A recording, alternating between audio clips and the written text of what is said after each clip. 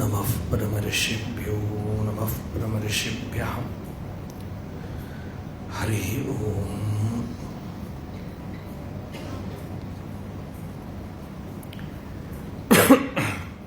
अंतरायतिमिरूपशान्तये शान्तपावनमचिन्त्य वैभवं तन्नरं वपुषि कुञ्जरं मुखे मन्महे किमपि तुन्दिलं महा। गुरुर्ब्रह्मा गुरुर्विष्णुः गुरुर्देवो महेश्वरः गुरुः साक्षात् परं ब्रह्म तस्मै श्रीगुरवे नमः। ईश्वरो गुरुरात्मेति मूर्तिभेदविभागिने व्योमवद्व्याप्तदेहाय दक्षिणामूर्तये नमः। यस्यान्तन्नादिमध्यं न हि करचरणं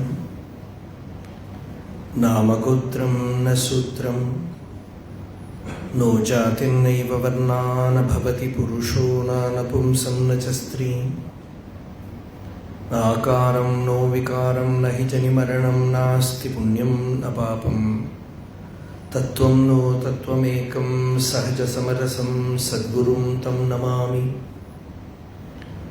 सदाशिवसमारम्भां शङ्कराचार्यमध्यमाम् अस्मदाचार्यपर्यन्तां वन्दे गुरुपरम्पराम्। मौनव्याख्या प्रकटितपरब्रह्मतत्त्वं युवानं वरिशिष्टान्तेव सदृशिगणैः आवृतं ब्रह्मनिष्ठैः आचार्येन्द्रं करकलितचिन्मुद्रमानन्दरूपं स्वात्मारामं मुदितवदनं दक्षिणामूर्तिमीडे वेदान्तार्थविभासकाय यतये शान्ताय सन्न्यासिने नानावादिनगेन्द्रसङ्घपवये योगीन्द्रवन्द्याय च मोहध्वान्तदिवाकराय भगवत्पादाभिधां बिभ्रते तस्मै भाष्यकृते नमोऽस्तु सततं पूर्णाय बोधात्मने। अपार सच्चित्सुखवारिराशेः यस्योर्मिमात्रं भुवनं समस्तं गुहाहितं तं रमणं गभीरं चिन्ताविहीनं हृदि चिन्तयामि। देहं मृण्मयवज्जडात्मकमहं बुद्धिर्न तस्यास्त्यतो नाहं तत्तदभावसुप्तिसमये सिद्धात्मसद्भावतः कोऽहं भावयुतः कुतो वरधया दृष्ट्वात्मनिष्ठात्मनां सोऽहं स्फूर्तितया अरुणाचलशिवः पूर्णो विभाति स्वयं योऽन्तः प्रविश्य मम वाचमिमां प्रसुप्तां सञ्जीवयत्यखिलशक्तिधरस्वधाम्नाम् अन्यांशहस्तचरणश्रवणत्वगादीन् प्राणान्नमो भगवते पुरुषाय तुभ्यम्।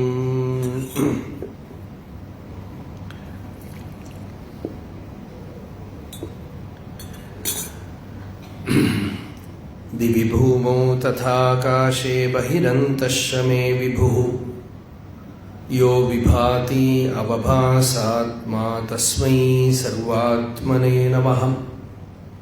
विशुद्धं परं सच्चिदानन्दरूपं गुणाधारमाधारहीनं सुमान्यं महान्तं विभान्तं गुहान्तं गुणान्तं सुखान्तं स्वयं धाम रामं प्रपद्ये। सदा राम रामेति नामामृतं ते सदा राममानन्दनिष्यन्दकन्दं पिबन्तं नमन्तं सुदन्तं हसन्तं हनुमन्तमन्तर्भजेतं नितान्तम्। सीतारामगुणग्रामपुण्यारण्यविहारिणौ वन्दे विशुद्धविज्ञानौ कवीश्वरकवीश्वरौ जानकीकान्तस्मरणं जय जय राम राम।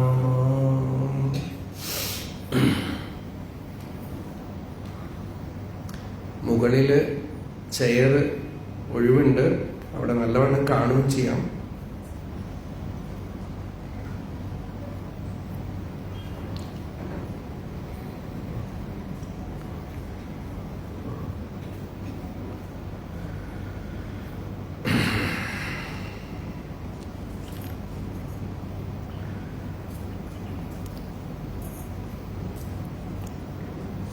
യോഗവാസിഷ്ഠത്തില് വൈരാഗ്യപ്രകരണം ആണ് വിഷയം.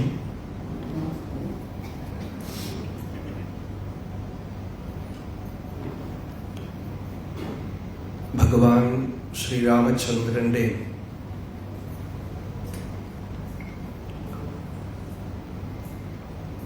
ആന്തരിക രഹസ്യത്തിനെയാണ് ഇവിടെ തുറന്നു കാണിക്കുന്നത്.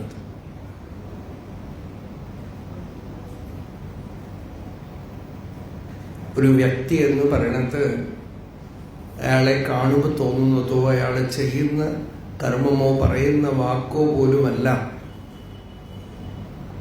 മറ്റെന്തോ ഒന്ന് ഇന്നതെന്ന് പറയാൻ സാധിക്കാത്ത ഒന്ന് ആ വ്യക്തിയിലുണ്ട്. അത് ആ വ്യക്തിയുടെ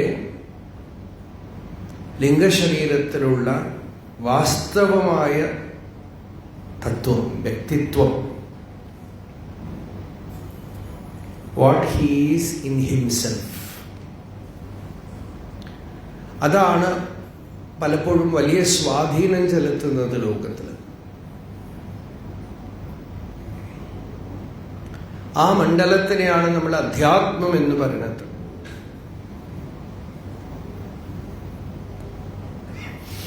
അത്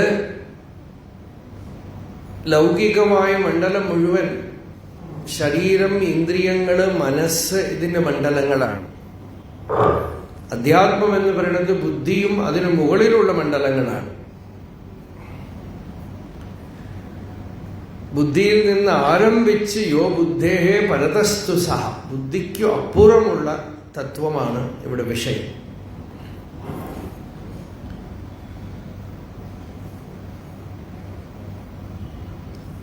ആ തത്വത്തിനെ, സത്യത്തിനെ നമ്മൾ വേദാന്തം എന്ന് പറയുന്നു, അധ്യാത്മശാസ്ത്രം എന്ന് പറയുന്നു.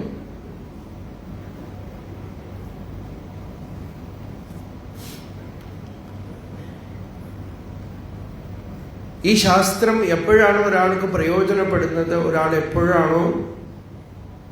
ഒരാൾക്ക് വെള്ളം എപ്പോൾ പ്രയോജനപ്പെടും? ദാഹമുള്ളപ്പോൾ. അന്നം, ഭക്ഷണം എപ്പോൾ പ്രയോജനപ്പെടും? വിശപ്പുള്ളപ്പോൾ.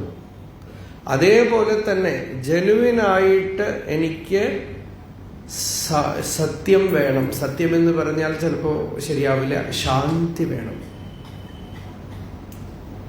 ഞാൻ ബന്ധത്തിൽപ്പെട്ട് കിടക്കുന്നു, ഐ ഷുഡ് ബിക്കം ഫ്രീ, സ്വതന്ത്രമാവണം.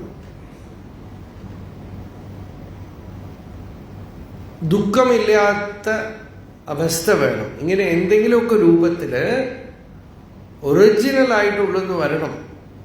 അതാണ് ഇന്നലെ പറഞ്ഞത്, അഹം ബദ്ധോ വിമുക്തഃ സ്യാമിതി യസ്യാസ്തി നിശ്ചയഃ.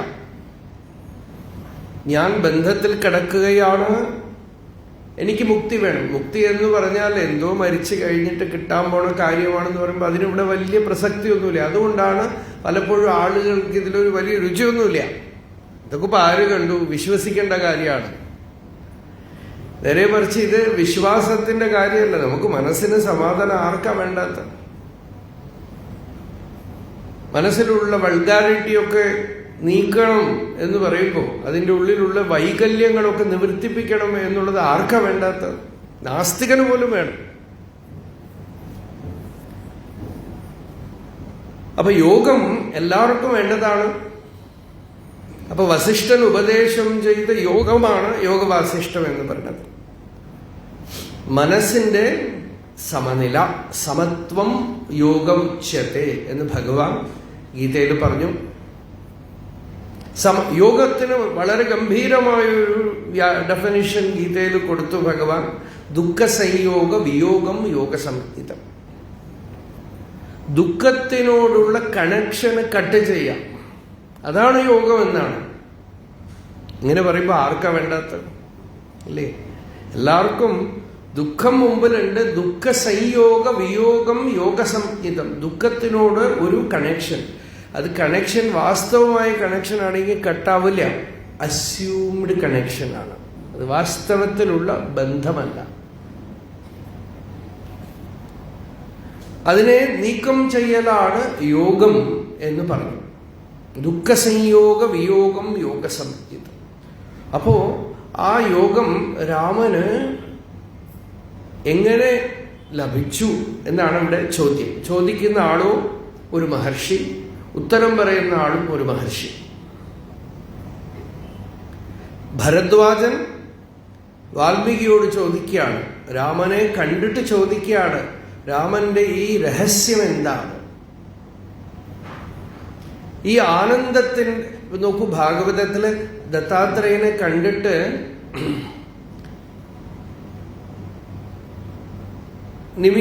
യദു ചക്രവർത്തി ചോദിക്കുകയാണ്, ഈ ആനന്ദത്തിന് കാരണം എന്താ? എങ്ങനെയാ ഈ ആനന്ദമായിട്ടിരിക്കണത്? അപ്പോ യോഗികളെ കാണുമ്പോ അവരുടെ സമാധിസ്ഥിതി കാണുമ്പോഴാണ് ഈ ചോദ്യം വരുന്നത്.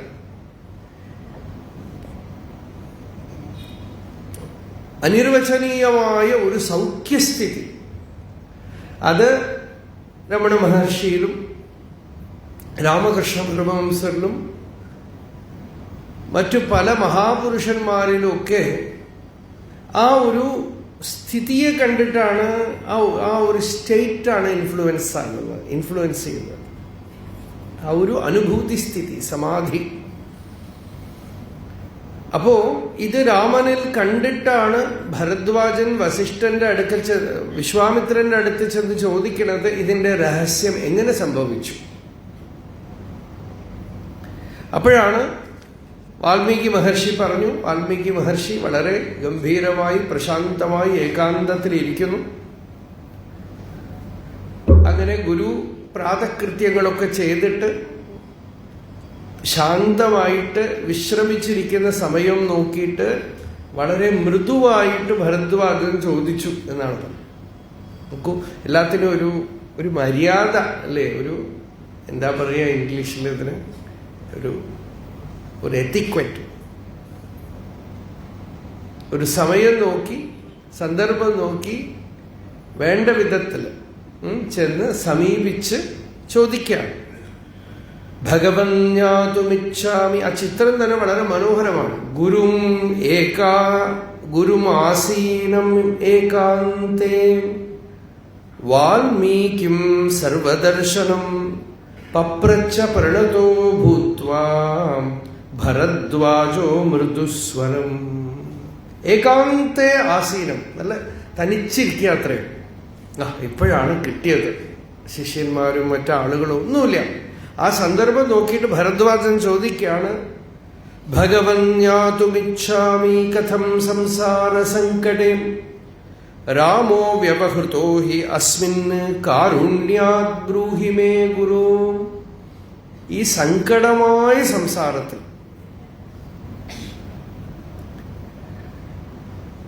രാമൻ എങ്ങനെ സമനിലയോടുകൂടെ വർത്തിച്ചു? അതിന്റെ രഹസ്യം എന്താണ്? എനിക്കൊന്ന് രാമൻ വൈകുണ്ഠത്തിൽ നിന്ന് വന്ന വിഷ്ണുവാണെന്ന് എളുപ്പത്തിൽ പറഞ്ഞു അവസാനിപ്പിക്കാം. അങ്ങനെ അവസാനിപ്പിച്ച വാസിഷ്ടമേ ഇല്ല. അപ്പൊ രാമനെ ഒരു ഏവം വിധം നരം, ഒരു മനുഷ്യൻ ഇങ്ങനെ എത്തിച്ചേരാൻ ഒക്കും, നമുക്കൊക്കെ സാധിക്കും, പ്രാപിക്കാൻ സാധിക്കും. ബുദ്ധൻ മരിക്കുന്നതിന് മുമ്പ് ബുദ്ധൻ ഒരു ശിഷ്യനുണ്ടായിരുന്നു, ആനന്ദൻ. ഈ ആനന്ദൻ ബുദ്ധന്റെ ഒരു സഹോദരനായിരുന്നു, എന്നുവെച്ചാൽ ഒരു കസിനായിരുന്നു. വലിയച്ഛൻ്റെ മകനോ ചെറിയച്ഛൻ്റെ മകനോ എങ്ങനെയോ ഒരു സ്വന്തം. അപ്പൊ അയാള് കൂടെ വരുമ്പോ ബുദ്ധന് കൂടെ ഉണ്ടായി. ഒരു 55 വയസ്സായപ്പോ മുതൽ ബുദ്ധന്റെ കൂടെ ഉണ്ട്. അപ്പൊ അവസാനം ബുദ്ധൻ ശരീരം ഉപേക്ഷിക്കാൻ പോകുമ്പോ ഈ ആനന്ദൻ കരയാണ്. എനിക്ക് ഇനിയും അവര് പറയണത്, ജ്ഞാനി എന്ന് നമ്മൾ പറയണ പോലെ അർഹട്ട് എന്ന് പറയും. ഈ അർഹട്ട് സ്ഥാനം എനിക്ക് കിട്ടിയില്ലല്ലോ, ഞാൻ ഇനിയും ഒരു അർഹട്ടായിട്ടില്ല. ഞാനിപ്പോഴും ഒരു ശ്രോതാപന്നൻ. നല്ല നല്ല വാക്കുകളാണ്, നമുക്ക് വേദാന്തത്തില് സഫലമായിട്ടുള്ള വാക്കുകളാണ് അതൊക്കെ. ശ്രോതാപന്നൻ എന്ന് വെച്ചാൽ ശ്രവണം ചെയ്ത് വസ്തുതത്വം കിട്ടിയിട്ടുള്ള ആള്. അയാൾ തന്നെ ഒരു വലിയ ആളാണ്. ഒരു ഗുരുവിന്റെ അടുത്ത് ചെന്ന് കുറെ ശ്രവണം ചെയ്തു, ആ അറിവ് ഉള്ളിൽ സ്വാംശീകരിച്ചു, ഉള്ളില് ആത്മസ്രോതസ്സിലേക്ക് പ്രവേശിച്ചു. ശ്രവണം കൊണ്ട് ശ്രുതതത്വത്തിനെ നേടിയെടുത്തിട്ടുള്ളവനാണ്, സ്രോതസ്സിലേക്ക് പ്രവേശിച്ചിട്ടുള്ളവനാണ് ശ്രോതാപന്നൻ. അവർ ഇംഗ്ലീഷിൽ അതിന്റെ ട്രാൻസ്ലേഷൻ സ്ട്രീം വിന്നർ എന്നാണ്. വെച്ചാൽ ഉള്ളിലുള്ള ധ്യാനസ്രോതസ് അയാളിൽ ഉണർന്നിരിക്കുന്നു. പക്ഷേ ഇനിയും ജ്ഞാനിയായില്ല എന്ന് പറയും. അപ്പോ ഈ ആനന്ദൻ അവസാനം കരയാണ്.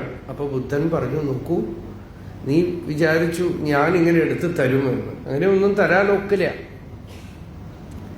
ഞാൻ ഒരുപാട് യത്നം ചെയ്ത് ഈ തത്വം അന്വേഷിച്ച് പലരുടെ അടുത്തും പഠിച്ച് പല അഭ്യാസങ്ങളും ചെയ്തു, അതുകൊണ്ടൊന്നും തൃപ്തി വരാതെ ഈ ഊരുബില്വത്തിൽ കയറിയിരുന്ന് ഈ സത്യം കണ്ടെത്തി.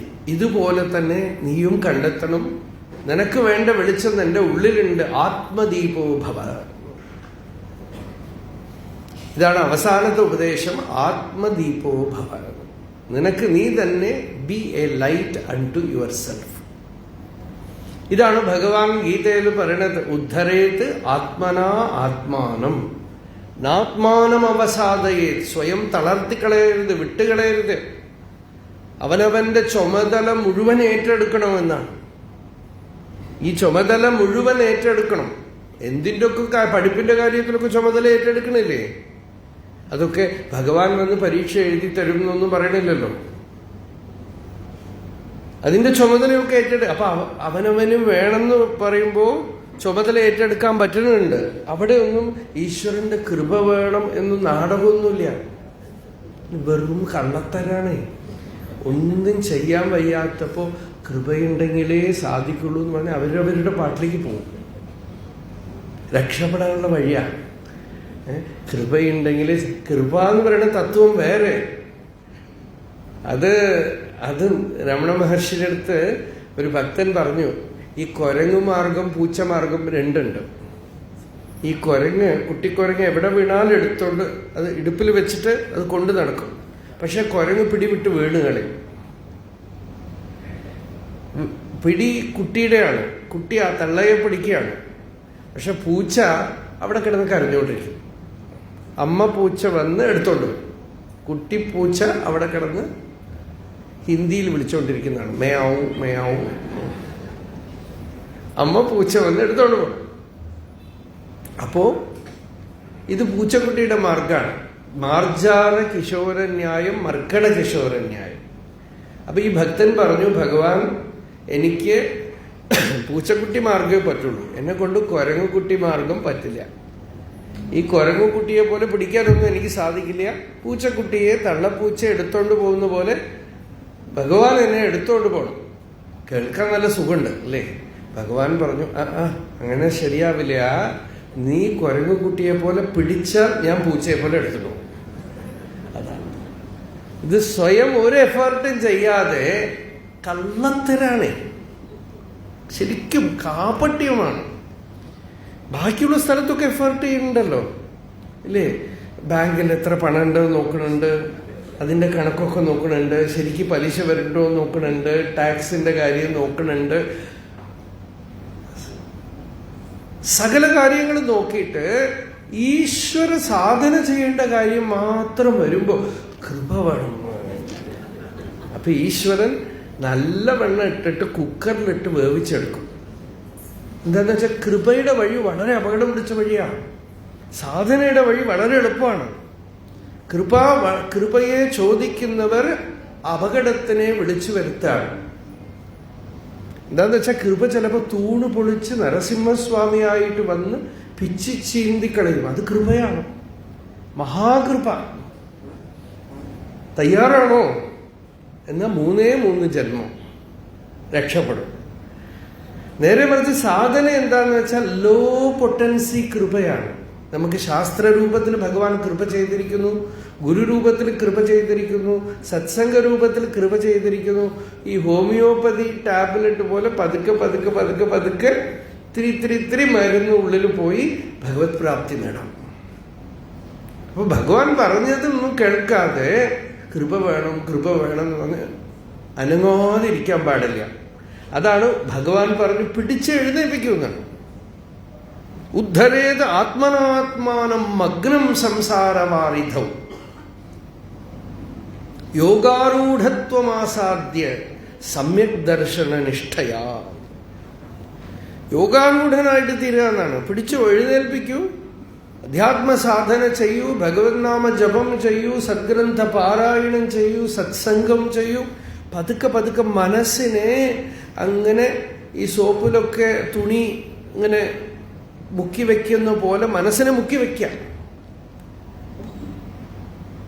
അത് പതുക്കെ ആ കളർ പിടിക്കും, ആ ഭക്തിയുടെ കളർ പിടിക്കും, വൈരാഗ്യത്തിന്റെ കളർ പിടിക്കും, ജ്ഞാനത്തിന്റെ കളർ പിടിക്കും, വിവേകത്തിന്റെ കളർ അതിൽ പതുക്കെ രഞ്ജകമാവും. അപ്പോ ഭഗവൻ നാമ ജപം ചെയ്യുന്നു, ഭക്തി ചെയ്യുന്നു, സത്സംഗം ചെയ്യുന്നു, തീർത്ഥക്ഷേത്ര യാത്ര ചെയ്യുന്നു. ഇതൊക്കെ രാമന് പോലും നോക്കൂ, തീർത്ഥയാത്ര ചെയ്തിട്ട് വന്നു, വൈരാഗ്യം വന്നു എന്നാണ്. അപ്പൊ വിരക്തിക്ക് കാരണമാവണമെന്നാണ്. തീർത്ഥയാത്ര എന്ന് വെച്ചാൽ എന്താ? മഹാപുരുഷ ദർശനം. അവിടെ എവിടെയെങ്കിലുമൊക്കെ ആരെങ്കിലുമൊക്കെ മഹാത്മാക്കളെ ചെന്ന് ദർശിക്കുന്നു. അത് വലിയ രഹസ്യമാണെന്നാണ് ഭാഗവതം പറയുന്നത്. ഇൻഫ്ലുവൻസിന്റെ പവർ, ഇൻഫ്ലുവൻസ് കൊണ്ടാണ് നെഗറ്റീവ് ആവണത്. നാട്ടുകാർ മുഴുവൻ വഴി നടത്തപ്പെടുന്നത് ഇൻഫ്ലുവൻസ് കൊണ്ടാണ്. ഒരു സിനിമ വന്നു കഴിഞ്ഞാൽ നോക്കൂ, എത്ര വലിയ കോളിളമാണ്. ഒന്നുമില്ല, വെറും കള്ളമാണ് അല്ലേ? അതൊക്കെ മനുഷ്യനെ ഇൻഫ്ലുവൻസ് ചെയ്യാണ്. സിനിമയിൽ നടിച്ച് ചീഫ് മിനിസ്റ്റർ ആവുക, ഇതൊക്കെ തമിഴ്നാട്ടിൽ കാണാം. സിനിമയിൽ നടിച്ച്, സിനിമയിൽ ദാനം കൊടുത്ത് ധർമ്മം ചെയ്ത് വലിയ നല്ലവരാവും. അപ്പോ സിനിമ കൊണ്ടും നാടകം കൊണ്ടും ഒക്കെ തന്നെ ആളുകൾ ഇൻഫ്ലുവൻസ് ആണ്. അപ്പൊ ഇത് ശരിക്കും പറഞ്ഞാൽ ഈ സത്സംഗ പുസ്തകം കുറെ അധ്യാത്മ സിനിമ ആരെങ്കിലും ഒക്കെ എടുത്താൽ നന്നാവും. വലിയ ഇൻഫ്ലുവൻസിങ് പവറാണത്. പക്ഷേ അത് ഉരുപ്പടിയില്ലാതെ എടുത്തിട്ട് കാര്യമില്ല. ആരെങ്കിലുമൊക്കെ നല്ല ബലമായിട്ട് ജനങ്ങൾക്ക് നല്ല ധർമ്മത്തിന്റെ ഇൻഫ്ലുവൻസ് വരുന്ന ഒരു ഫോഴ്സോടുകൂടെ അത് ചെയ്യാമെങ്കിൽ നല്ല പവർഫുൾ മീഡിയ ആണ് അത്. അപ്പോൾ അത് നല്ല പ്രയോജനപ്പെടും. മനുഷ്യന്റെ സംസ്കാരം നല്ലതാവും. അത് കുറേ യത്നം ചെയ്ത് കഴിയുമ്പോൾ അതിലൂടെയും അലൗകികമായ വിഷയങ്ങളൊക്കെ കൊണ്ടുവരാൻ കഴിയണം. അപ്പോ അങ്ങനെ മനുഷ്യന് ലോകം മുഴുവൻ പിടിച്ചമർത്തിക്കൊണ്ടിരിക്കുക, ഇൻഫ്ലുവൻസ് ചെയ്തുകൊണ്ടിരിക്കുകയാണ്. അപ്പൊ ഇതിൻ്റെ ഇടയിൽ പെട്ടിട്ട് മനുഷ്യന് എങ്ങനെ ശാന്തി വരും, എങ്ങനെ തൃപ്തി വരും, വാസ്തവമായി എങ്ങനെ സൗഖ്യം വരും, അതിനു മുമ്പിൽ ശാസ്ത്രങ്ങൾ വഴി പറയുന്നുണ്ട്. ആദ്യം അത് അറിയുന്നു, ആ അറിവാണ് ആ ഫസ്റ്റ് സ്റ്റെപ്പ്. പിന്നെ അതിനെങ്ങനെ നേടിയെടുക്കുമെന്ന് ചോദിക്കാം. എല്ലാവരും അറിയുമ്പോൾ തന്നെ നേടില്ല. അറിവ് അവിടെ നിൽക്കും, ഞാൻ എവിടെയോ നിൽക്കും. അതുകൊണ്ടാണ് ബ്രഹ്മവിദ്യായാം യോഗശാസ്ത്രേ എന്ന് 2 പറഞ്ഞത്. അറിവ് അവിടെ അറിഞ്ഞു, ശരി അറിഞ്ഞു, എനിക്ക് മനസ്സിലായി. ധാരാളം ആളുകൾ പറയുന്നുണ്ട് we are very well convinced, but how to reach there. യോഗാരൂഢത്വമാസാദ്യ,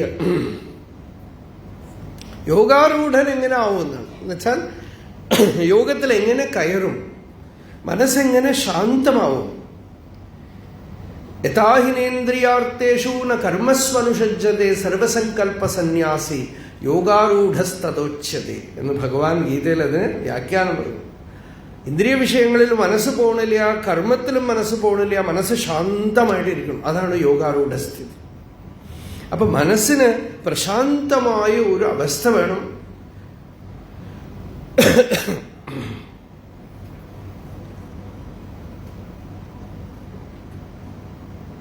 ഇതാണ് കാംക്ഷണീയമായത്, റിയൽ എഡ്യൂക്കേഷൻ. വിവേകാനന്ദ സ്വാമി പറഞ്ഞു, ഈ ആശയം എടുക്കൂ, ആ ആശയത്തിനെ രാവും പകലും ചിന്തിക്കൂ, അതിനെ സ്വപ്നം കാണൂ, അതിൽ തന്നെ ജീവിക്കൂ, കാര്യം എളുപ്പമാവും.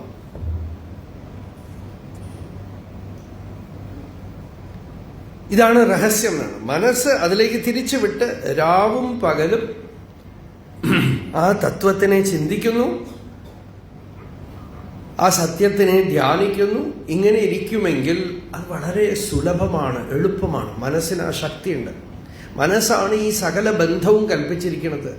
മനസ്സ് നല്ലവണ്ണം അബ്സോർബ് ചെയ്ത് കഴിഞ്ഞാൽ മുക്തിയെയും തരും.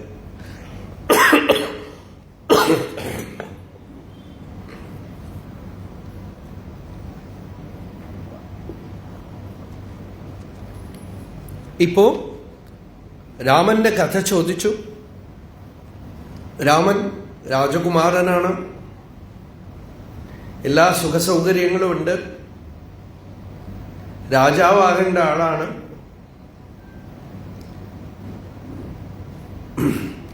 അങ്ങനെ ഇരിക്കുന്ന രാമൻ പല സ്ഥലങ്ങളിൽ നിന്നും സത്സംഗം ലഭിച്ചു. ദശരഥൻ തന്നെ കുറെ നല്ല കഥകളൊക്കെ പറഞ്ഞു കൊടുത്തു.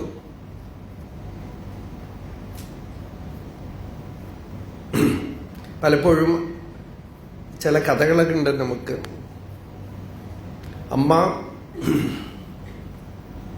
പ്രതി ദിവസം ഭാഗവതവും ഗീതയും ഇതൊക്കെ ഈ പ്രഭാഷണമൊക്കെ റെക്കോർഡിൽ വെച്ച് കേട്ടുകൊണ്ടേയിരുന്നു.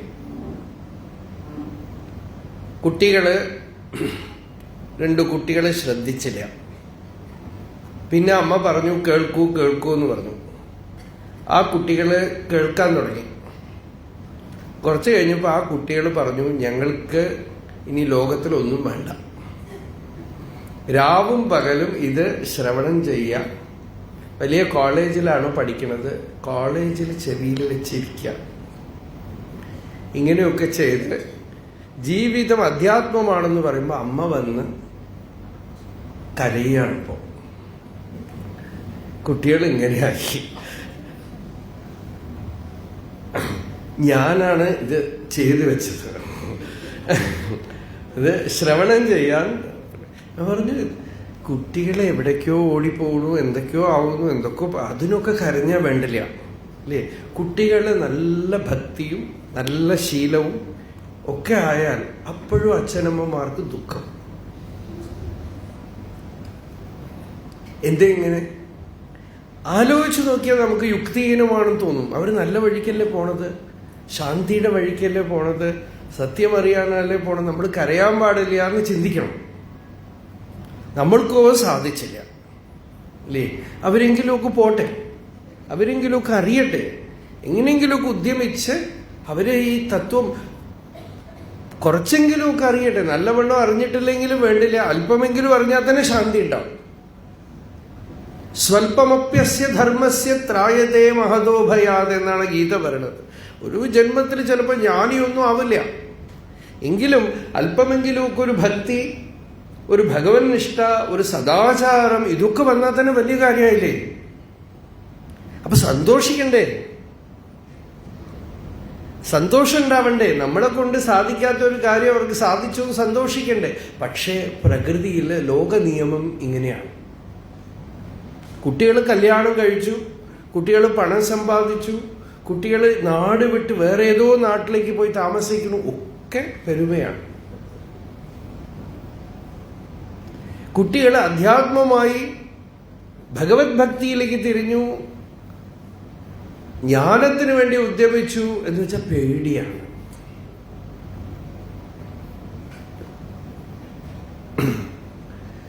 ഭയപ്പെടരുത്, സന്തോഷിക്കണം. ഒരുപക്ഷെ ആ പരിശ്രമം വിജയിക്കാതിരിക്കാം, പക്ഷെ പരാജയം പോലും ജയമാണ്. ഒന്ന് ഉദ്യമിച്ചു നോക്കട്ടെ. ആ ഉദ്യമിച്ചു നോക്കുന്നതിൻ്റെ ഇടയിൽ കുറച്ച് നല്ലതൊക്കെ പോരും. പൂർണ്ണമായും അങ്ങനെ നേടിയൊന്നും എടുക്കില്ലായിരിക്കാം, പക്ഷേ അതിൻ്റെ ഇടയിൽ പലതും കാണും, പല സത്യവും അറിയും, പലതും കണ്ടെത്തും. തൻ്റെ ഉള്ളിലുള്ള ദോഷങ്ങളും കണ്ടെത്തും, പുറത്തുള്ളത് കണ്ടെത്തും. ഇങ്ങനെയൊക്കെ പല സ്ഥലത്ത് പരിശ്രമിച്ചാണ് അവസാനം ഒരു ജീവൻ സത്യദർശിയായിട്ട് തീരുന്നത്. അതിനുള്ള ആരംഭമാണ് ഈ മംഗളപഥം, ശുഭേച്ഛ എന്നാണ് വേദാന്തം പറയുന്നത്. ആദ്യത്തെ പടി വാസിഷ്ഠം പറയുന്നത് ശുഭേച്ഛ. നല്ല ഒരു ഇച്ഛ ഒരു ജീവന്റെ ഉള്ളിൽ ഉദയം ചെയ്യണം. എനിക്ക് ഭഗവത് സാക്ഷാത്കാരം വേണം. അത് ഒരു വല്ലാത്തൊരവസ്ഥയാണ്. ആനന്ദമായ അവസ്ഥയാണ്. എനിക്ക് ഈശ്വര ദർശനം വേണം, അല്ലെങ്കിൽ ആത്മജ്ഞാനം വേണം, യോഗ സാധന ചെയ്യണം എന്നൊക്കെ തോന്നണത് തന്നെ വലിയ കാര്യമാണ്. എത്ര പേർക്ക് തോന്നും? പറയും, പിള്ളേർക്ക് എന്തൊക്കെയാ തോന്നണത് അല്ലേ? ആകാശത്തിൽ പ്ലെയിനിൽ പോയി പാരച്യൂട്ടില്ലാതെ ചാടണം, കടലിലേക്ക് ചാടണം, എന്തൊക്കെയാ തോന്നണം അറിയോ? വിചിത്രമാണ് പെണ്ണാവണം, പെണ്ണാണാവണം, മനുഷ്യൻ പൂച്ചക്കുട്ടിയാവണം. ഇതിനൊക്കെ കഥകളാണിപ്പോൾ. ഇങ്ങനെയൊക്കെ ഉള്ള ലോകത്തിൽ ഒരാൾക്ക് തൻ്റെ വാസ്തവമായ സത്യം അറിയണം, താൻ ആരാണെന്ന് അറിയണം, ശാന്തമായിട്ടിരിക്കണം, ആരോടും രാഗദ്വേഷം ഇല്ലാതിരിക്കണം, സമഭാവത്തോടെ ഇരിക്കണം. ഇതൊക്കെ വിജയിക്കണമെന്നില്ല, വേണമെന്ന് തോന്നിയല്ലോ, അത് തന്നെ വലിയ കാര്യമല്ലേ. ഒരു സ്വാമി, ഒരമ്മ, സന്യാസിനി അമ്മ, ആ അമ്മ പറഞ്ഞു ഒരിക്കല് അവര് ആരെയോ ചീത്ത പറയാ. അപ്പൊ അവരോട് ഒരാൾ ചോദിച്ചു, അമ്മ നിങ്ങളൊക്കെ ഇങ്ങനെ ദേഷ്യപ്പെടാവോ? ഞങ്ങളൊക്കെ ലൗകികരും, ഞങ്ങളൊക്കെ പിന്നെ പോട്ടെ, നിങ്ങൾക്ക് ഇങ്ങനെയൊക്കെ ആവാമോ, ദേഷ്യം വരാമോ? അപ്പൊ അമ്മ പറഞ്ഞു, നോക്കൂ കുട്ടി, ഞങ്ങളൊക്കെ മനുഷ്യരാണ്, ഞങ്ങൾക്ക് നിങ്ങൾക്കും വലിയ വ്യത്യാസമൊന്നുമില്ല. ഞങ്ങള് ഈ ഒരു വഴി തെരഞ്ഞെടുത്തിരിക്കണു എന്നുള്ളതേ ഉള്ളൂ ഞങ്ങളുടെ ശ്രേഷ്ഠത. ഞങ്ങളും പരിശ്രമിച്ചുകൊണ്ടിരിക്കുകയാണ്, ഞങ്ങളിലും പല ദൗർബല്യങ്ങളുണ്ട്. ഞങ്ങൾ തീരുമാനിച്ചതോടുകൂടി ഒരാള് അടുത്ത നിമിഷം സുഖബ്രഹ്മ മഹർഷിയൊന്നും ആവില്ല. ഒരു നല്ല വഴിയിലേക്ക് കാലെടുത്ത് വെച്ചിരിക്കണു. ഇപ്പൊ പഠിക്കും, കഴിയുന്നത്ര ശ്രമിക്കും, ഒരു പക്ഷെ ചിലപ്പോഴൊക്കെ ദേഷ്യപ്പെടും, ചീത്ത പറയും. അത് കഴിഞ്ഞിട്ട് ചിലപ്പോൾ അതിനെ വിഷമിച്ച് അത് ഇനി ചെയ്യരുതെന്ന് തീരുമാനിക്കും. ഇങ്ങനെ പല പല ഉദ്യമങ്ങളാണ്. നമ്മളുടെ അവിടെ രണ്ട് കുട്ടികൾ സൈക്കിള് പഠിക്കാം. ഒരു കുട്ടി ഇനിയൊരു കുട്ടിയെ മറ്റൊരു കുട്ടിയെ പിടിച്ചിരുത്തിയിട്ട് സൈക്കിൾ പഠിക്കും. അപ്പം ആ കുട്ടി ആദ്യം തന്നെ സൈക്കിൾ കയറി ഓടിച്ചു. അപ്പം ഈ പഠിപ്പിക്കണ കുട്ടി പറയാം, വീഴടി, വീഴൂന്ന പറയും. എന്ന് വെച്ചാൽ ഞാനൊക്കെ വീണിട്ടാ പഠിച്ചിരിക്കണത്, നീ വീഴാതെ എങ്ങനെ ഓടിക്കും? വീഴ. ചിലരെങ്ങനെ കയറി ഓടിച്ചോണ്ട് പോയിന്ന് വെച്ചാൽ വീണ് 4 പ്രാവശ്യം വീണ് കഴിഞ്ഞ് പിന്നെ വീഴാതെ ഓടിക്കും ഇല്ലേ? അപ്പൊ അതുപോലെ അധ്യാത്മ ജീവിതം ഒരു അഭ്യാസേനതു കൗന്തേയ വൈരാഗ്യേണ ച ഗൃഹ്യത്തെ. അഭ്യാസം കൊണ്ടും വൈരാഗ്യം കൊണ്ടുമാണ് പതുക്കെ പതുക്കെ പതുക്കെ ശരീരം മനസ്സിന്റെ താണമൊക്കെ ശരിയാക്കി ഉള്ളിൽ ആ തത്വം അറിഞ്ഞ് പരമപ്രശാന്തമായ ഉപശാന്തമായ സ്ഥിതിയെ പ്രാപിക്കുന്നു. അപ്പോ ആട്ടെ, അപ്പൊ രാമൻ ഇങ്ങനെ പലതും കണ്ടു. കപോലതല സംലീനപാണി എന്നല്ല പറഞ്ഞു. മുഖത്ത് കൈയും വെച്ച് വളരെ ഡിപ്രസ്ഡ് പോലെ ഇരിക്കുകയാണ്, വേദനിച്ചിരിക്കുകയാണ്. എന്താന്ന് വെച്ചാൽ ലോകം കണ്ടു. ലോകം നല്ലവണ്ണം ചുറ്റി കണ്ടു കഴിഞ്ഞാൽ നമുക്ക് തന്നെ തോന്നും, ഇത് എന്തൊരു ലോകമാപ്പ തോന്നും. ശരിക്കങ്ങട് നല്ലവണ്ണം കണ്ണു തുറന്ന് കണ്ടു കഴിയുമ്പോൾ ഈ ജീവിതവും ജീവിതത്തിലുള്ള ദുഃഖങ്ങളും വിഷമങ്ങളും ഒക്കെ കണ്ടു കഴിയുമ്പോൾ ഭഗവാനെ, ഇതിപ്പോ വല്ലാത്ത നരകത്തിലേക്കാണല്ലോ നമ്മൾ ഇറങ്ങി വന്നിരിക്കുന്നത് എന്നൊക്കെ തോന്നും. പലരുടെ ദുഃഖങ്ങളും ഒക്കെ കണ്ടു കഴിയുമ്പോഴാണ് വിഷമം. അപ്പൊ രാമൻ ഇതൊക്കെ കണ്ടു, വളരെ വിഷമിച്ച് വേദനിച്ചിരിക്കുകയാണ്. ഇങ്ങനെ ഇരിക്കുന്ന സമയം അയോധ്യയിലേക്ക്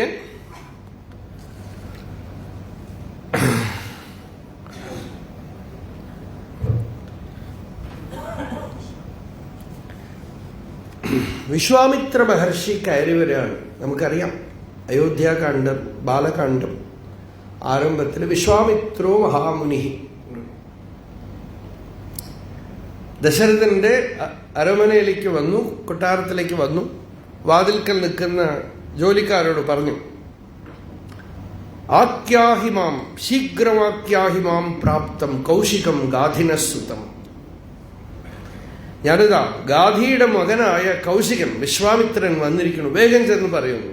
അനൗൺസ് ഒന്നും ചെയ്തിട്ടല്ല വന്നിരിക്കുന്നത്, നോക്കൂ, അനൗൺസ് ചെയ്യാതെ ഒരു വലിയ മഹാപുരുഷൻ കയറി വരുമ്പോ നമുക്ക് വിശ്വസിക്കാനും പറ്റില്ല, എന്ത് ചെയ്യണമെന്ന് അറിയില്ല അല്ലേ? നമ്മുടെ കാഞ്ചി പരമാചാര്യര് ഒരു കാലത്ത് ഇങ്ങനെ സ്വതന്ത്രമായിട്ട് ശങ്കരാചാര്യരായിട്ട് വലിയ അകമ്പടിയോടുകൂടിയൊക്കെ സഞ്ചരിച്ചു. ആ മഠത്തിന് എന്തൊക്കെ കൂടെ വേണോ അതൊക്കെ ആനയും ഒട്ടകവും ഒക്കെ ഉണ്ടായിരുന്നു പഴയ കാലത്ത്. അതിലൊക്കെയാണല്ലോ സാധനങ്ങൾ കൊണ്ടുപോവുക. അപ്പോൾ അങ്ങനെയൊക്കെ സഞ്ചരിച്ചിട്ടുണ്ട്. പിന്നെ പോകുന്ന സ്ഥലത്തൊക്കെ അവിടുത്തെ വിശിഷ്ട വ്യക്തികളൊക്കെ വന്ന് സ്വാഗതം ചെയ്യലും എല്ലാം ചെയ്യും. പക്ഷേ മഹാപുരുഷന്മാരുടെ ലക്ഷണം എന്താന്ന് വെച്ചാൽ അതിനൊക്കെ നടുക്കിലിരിക്കുമ്പോൾ അവർ ഫ്രീയാണ്. ഈ തൃശ്ശൂർ വന്നപ്പോൾ തൃശ്ശൂരുണ്ടായ കഥ ഇവിടെ ഉള്ളവർ തന്നെ പറഞ്ഞതാണ്. പൂങ്കുന്നത്ത് വലിയ സ്വാഗതം. ഇതൊക്കെ 1928. ചെറിയ വയസ്സാണ് അദ്ദേഹത്തിന് അല്ലോ. അപ്പോ വലിയ സ്വാഗതം, വലിയ സ്വീകരണമൊക്കെ കൊടുത്ത് പൂങ്കുന്നത്ത് ആനയും കുതിരയും ഇതൊക്കെ ആയിട്ടായിരുന്നു സ്വീകരണം. ആ സ്വീകരണമൊക്കെ കഴിഞ്ഞ് പൂങ്കുന്നത്ത് വലിയ ക്യാമ്പ് ഉണ്ട്. രാവിലെ ഒരു 4:30-5 മണിയാവുമ്പോൾ ഒരു വല്ലാത്ത പരപരപ്പ്. എന്താന്ന് വെച്ചാൽ സ്വാമികളെ കാണാനില്ല. സ്വാമികളെ കാണാനില്ല. ചെറിയ വയസ്സാണപ്പോൾ, ഒരു 30 വയസ്സോ മറ്റോ ആവുള്ളൂ. സ്വാമികളെ കാണാനില്ല, എവിടെ പോയിന്ന് അറിയില്ല. അപ്പോഴേക്കും ഈ സീതാറാം മിൽസ് അവിടുത്തെ സെക്യൂരിറ്റി ഓടിക്കൊണ്ടുവന്നു അത്രേ. എന്താന്ന് വെച്ചാൽ തലേ ദിവസം വലിയ സ്വീകരണമൊക്കെ കൊടുത്തതാണ്. ആ സ്വാമികൾ രാവിലെ 5 മണിയാവുമ്പോൾ 5:30 മണിയാവുമ്പോൾ തനിയെ അങ്ങോട്ട് വന്നിരിക്കണം. എന്തിനാണെന്ന് വെച്ചാൽ സൈറൻ ഊതിയത് എങ്ങനെയാണെന്ന് കണ്ടുപിടിക്കാനായിട്ട്. ആ സൈറന്റെ ശബ്ദം കേട്ടിട്ട് അതിന്റെ വർക്കിംഗ് കണ്ടുപിടിക്കാൻ വേണ്ടിയിട്ട് നടന്ന് അങ്ങോട്ട് വന്നിരിക്കുകയാണ്. അപ്പൊ ഇയാൾ ആകെപ്പാട് ബേജാറായിട്ട് ഓടി വന്നിരിക്കുകയാണ്. ഇവരിവിടെ തെരഞ്ഞുകൊണ്ടിരിക്കുകയാണ്. അവസാന കാലം കൂടെ തന്നെ ഉണ്ടായിരുന്ന സ്വാമികൾ എന്നോട് പറഞ്ഞ കഥയാണ്. അവസാനമാകുമ്പോൾ ഒരു ദിവസം ഉച്ചയ്ക്ക് അവരൊക്കെ ഒരുപാട് കൂടെ സഞ്ചരിക്കുന്നവരൊക്കെ പറയും ഞങ്ങളുടെ തപസ്സൊക്കെ അപ്പം തന്നെ കഴിഞ്ഞു എന്ന് പറയും. എന്താ വെച്ചാൽ നടക്കുകയായിരുന്നല്ലോ, വാഹനത്തിലേക്ക് കയറിയിട്ടില്ല, നടക്കുകയാണ്. അപ്പൊ കൂടെ നടന്ന് എവിടെയോ പോയി എന്തെങ്കിലുമൊക്കെ ഭിക്ഷ കിട്ടും, എവിടേക്കോ കിടക്കാം, ഇന്ന സ്ഥലം എന്നൊന്നുമില്ല. അങ്ങനെയൊക്കെ ഒരു കാലം മുമ്പൊക്കെ വളരെ രാജകീയമായിട്ട്. പിന്നെ അവസാനം 80 വയസ്സിൽ ഒരു ദിവസം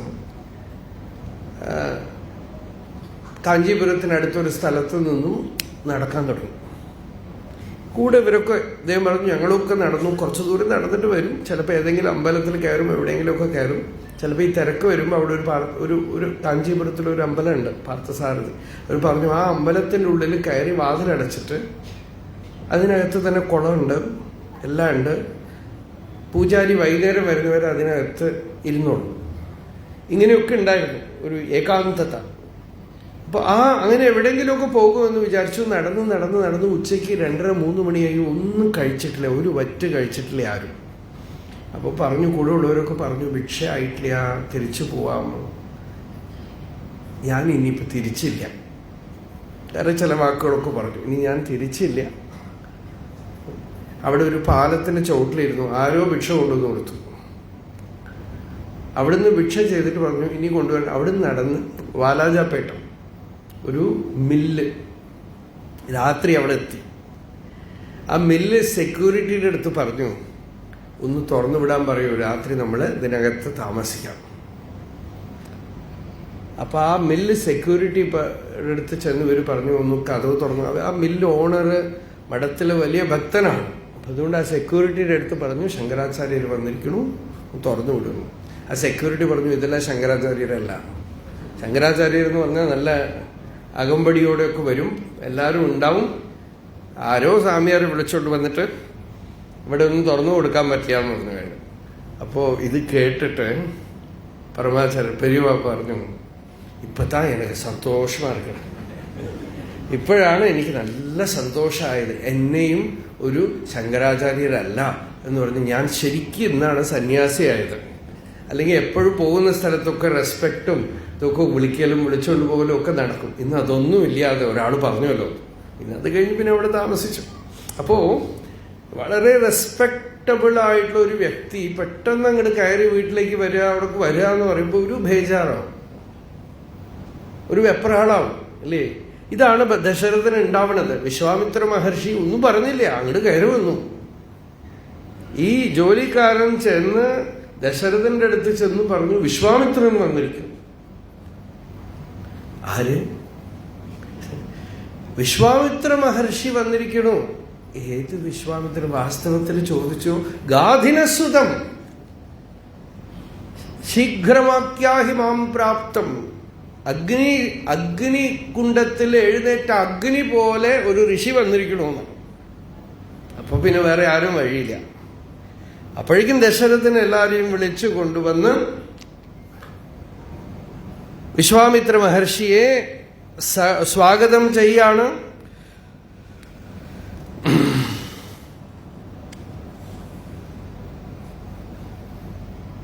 തം ദൃഷ്ട്വാ മാലിതം ലക്ഷ്മ്യാ നിവേദ്യ സ്വർണവിഷ്ടരം പ്രഹൃഷ്ടവദനോ രാജാ സ്വയമർഘ്യം നിവേദയത്.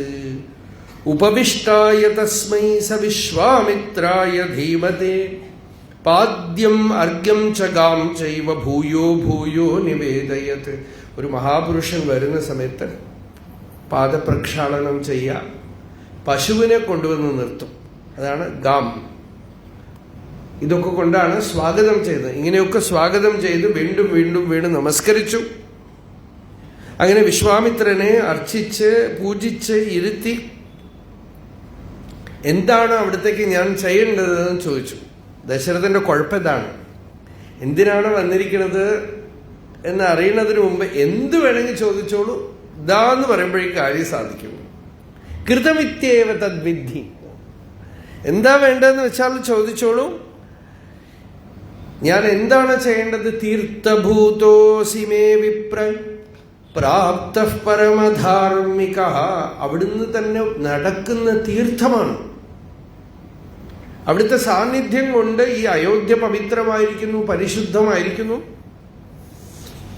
അതുകൊണ്ട് യഥാമൃതസ്യ സംപ്രാപ്തി യഥാ വർഷമനൂദകേ യഥാ സദൃശധാരേഷു പുത്രജന്മാ പ്രജസ്യ വൈ തഥൈവ ആഗമനം മന്യേ സ്വാഗതം തേ മഹാമുനെ.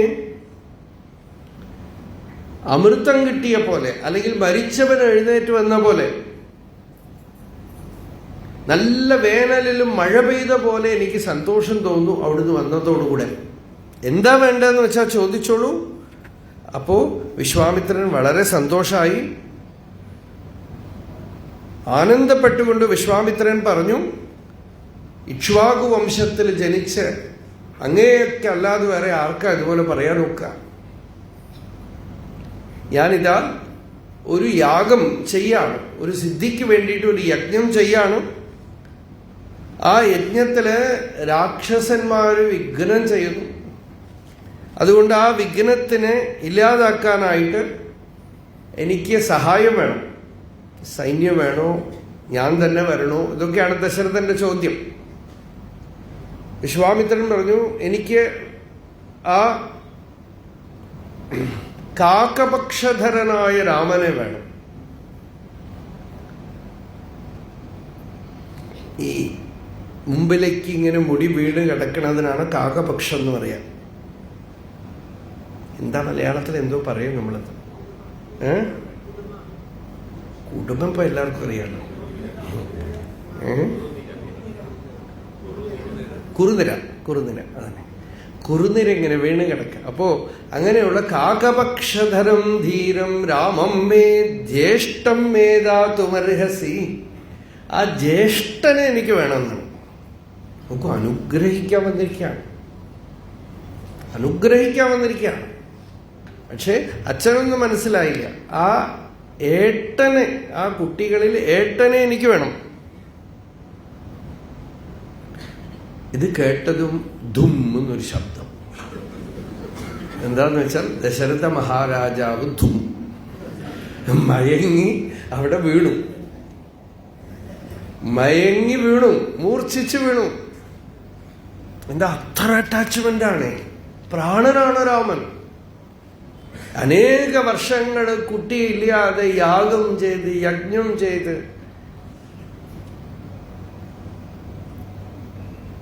ആരൊക്കെയോ മഹർഷിമാരെയൊക്കെ കൊണ്ടുവന്ന്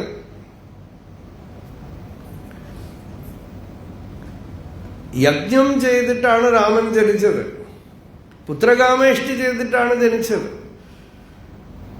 ഇപ്പിതാ ഒന്നുമില്ലാതെ ഈ ബ്രാഹ്മണൻ വന്ന് ചോദിക്കുക അസുരന്മാരോട് യുദ്ധം ചെയ്യാൻ.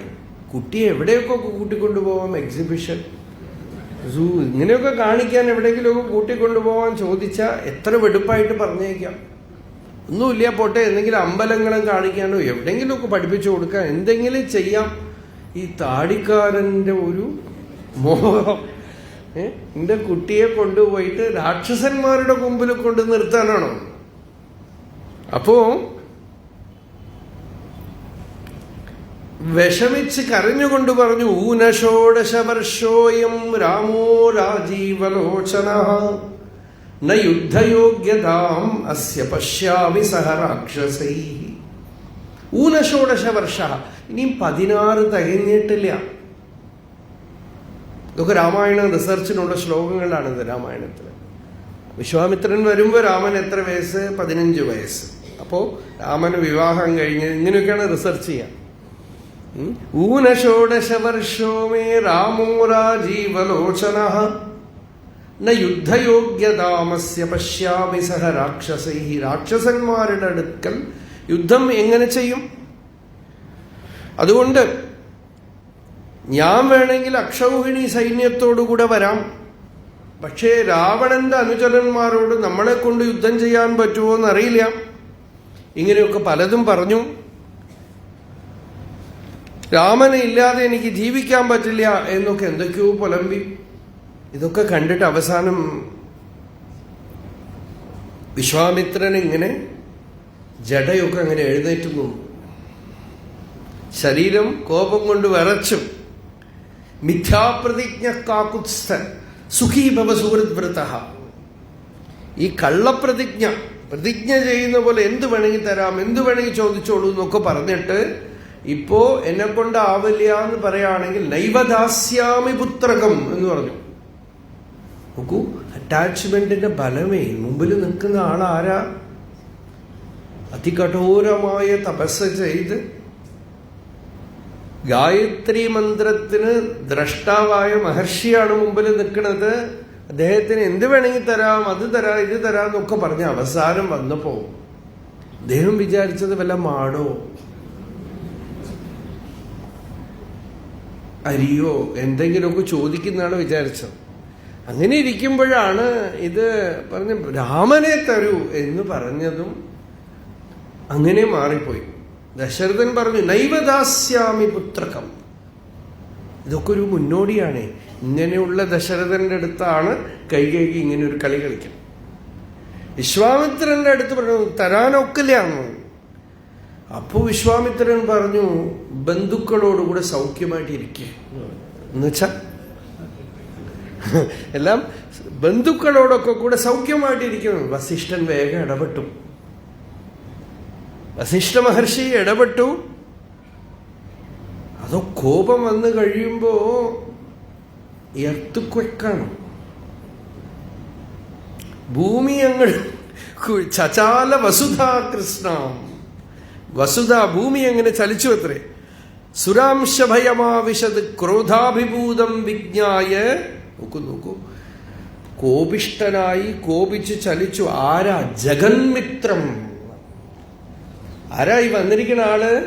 ജഗന്മിത്രം എന്നാണ്. വിശ്വാമിത്രൻ എന്ന് വെച്ചാൽ ജഗത്തിന് മിത്രനായിട്ടുള്ള ലോകമംഗളത്തിന്റെ കാര്യം ചെയ്യാനാണ് വന്നിരിക്കുന്നത്.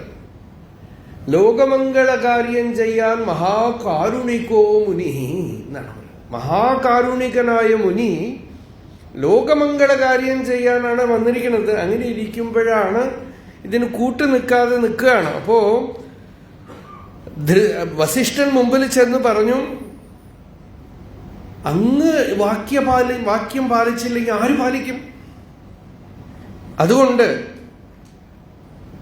വിശ്വാമിത്രന്റെ രക്ഷയിലുള്ള കുട്ടികളെ ആർക്കും ഒന്നും ചെയ്യാൻ സാധ്യമല്ല. ഗുപ്തം പുരുഷസിംഹേന ഗരുഡേന അമൃതം യഥാ കൃതാസ്ത്രം അകൃതാസ്ത്രം വാ നൈനം ശക്ഷ്യന്തി രാക്ഷസാഹ. കയ്യിൽ അസ്ത്രമുണ്ടാവട്ടെ ഇല്ലാതിരിക്കട്ടെ, വിശ്വാമിത്രന്റെ രക്ഷയിലുണ്ടെങ്കിൽ ഭയപ്പെടണ്ട. അതുകൊണ്ട് പറഞ്ഞേക്കൂ. ഇപ്പൊ വിശ്വാമിത്രൻ രാമനെ മാത്രമേ ചോദിച്ചുള്ളൂ. കുലഗുരു പറഞ്ഞതോടുകൂടി ലക്ഷ്മണനെയും കൂടെ അയച്ചു. രണ്ടുപേരെയും അലങ്കരിച്ചു കൊണ്ടുവന്നു. അങ്ങനെയാണ് ആ യാത്ര വളരെ മനോഹരമാണ്. രണ്ടുപേരും കൂടെ വിശ്വാമിത്രന്റെ കൂടെ പോകും. അതിന് നടുക്കാണ് ഈ വാസിഷ്ഠ മരണം. രണ്ടുപേരും കൂടെ വന്ന് വിശ്വാമിത്രന്റെ കൂടെ പോകുമ്പോൾ വളരെ മനോഹരമായിരിക്കും വാൽമീകി രാമായണത്തിൽ ആ സീൻ. എന്താന്ന് വെച്ചാൽ വിശ്വാമിത്ര മഹർഷി എതിർച്ചയാ വന്നു. പക്ഷെ വരുമ്പോഴേക്ക് അയോധ്യ മുഴുവൻ അറിഞ്ഞു. ന്യൂസ് അറിഞ്ഞു. വലിയ ജനാവലിയാണ് പുറത്തു വന്ന് നിൽക്കുന്നത് വിശ്വാമിത്രനെ കാണാനായിട്ട്. ഇവിടുന്ന് രാമലക്ഷ്മണന്മാരെയും കൂട്ടിക്കൊണ്ട് വിശ്വാമിത്രൻ പുറത്ത് ചെല്ലുമ്പോ ഒരു സൂചി ചുവട്ടിലിട്ട ശബ്ദം കേൾക്കും. അത്ര നിശ്ചലാത്രേ. അങ്ങനെ ഇരിക്കുമ്പോൾ രാമനും ലക്ഷ്മണനും ഒക്കെ വളരെ അടക്കമായിട്ടാണ് പുറകെ പോണത്. ഒരാള് ശബ്ദിക്കണില്ല. വിശ്വാമിത്രനോ അങ്ങോട്ട് ഇങ്ങോട്ട് നോക്കണില്ല. ഗാംഭീര്യം പരിഖാപതം. നല്ല കിടങ്ങുപോലെയാണത്രേ ഋഷിയുടെ മുനിയുടെ ഗാംഭീര്യം. അടുക്കാൻ പേടി തോന്നും. അങ്ങനെയുള്ള മുനിയുടെ കൂടെ കുട്ടികൾ ഇങ്ങനെ സഞ്ചരിച്ച് സരയൂ നദീ തീരം വരയ്ക്കും വിശ്വാമിത്രൻ തിരിഞ്ഞു നോക്കിയില്ല. ഐ കോണ്ടാക്ട് പോലും ഉണ്ടായില്ല കുട്ടികളുടെ അടുത്ത്. അർദ്ധ്യർദ്ധജോജനാം ഗത്വാ സരയുവാ ദക്ഷിണേ തടേ. വളരെ മനോഹരമാണ്. സരയുവിന്റെ തെക്ക് തടത്തിലെത്തിയപ്പോ മുനി അങ്ങനെ തിരിഞ്ഞിങ്ങനെ നോക്കിയത്രേ രാമനെ ലക്ഷ്മണനും.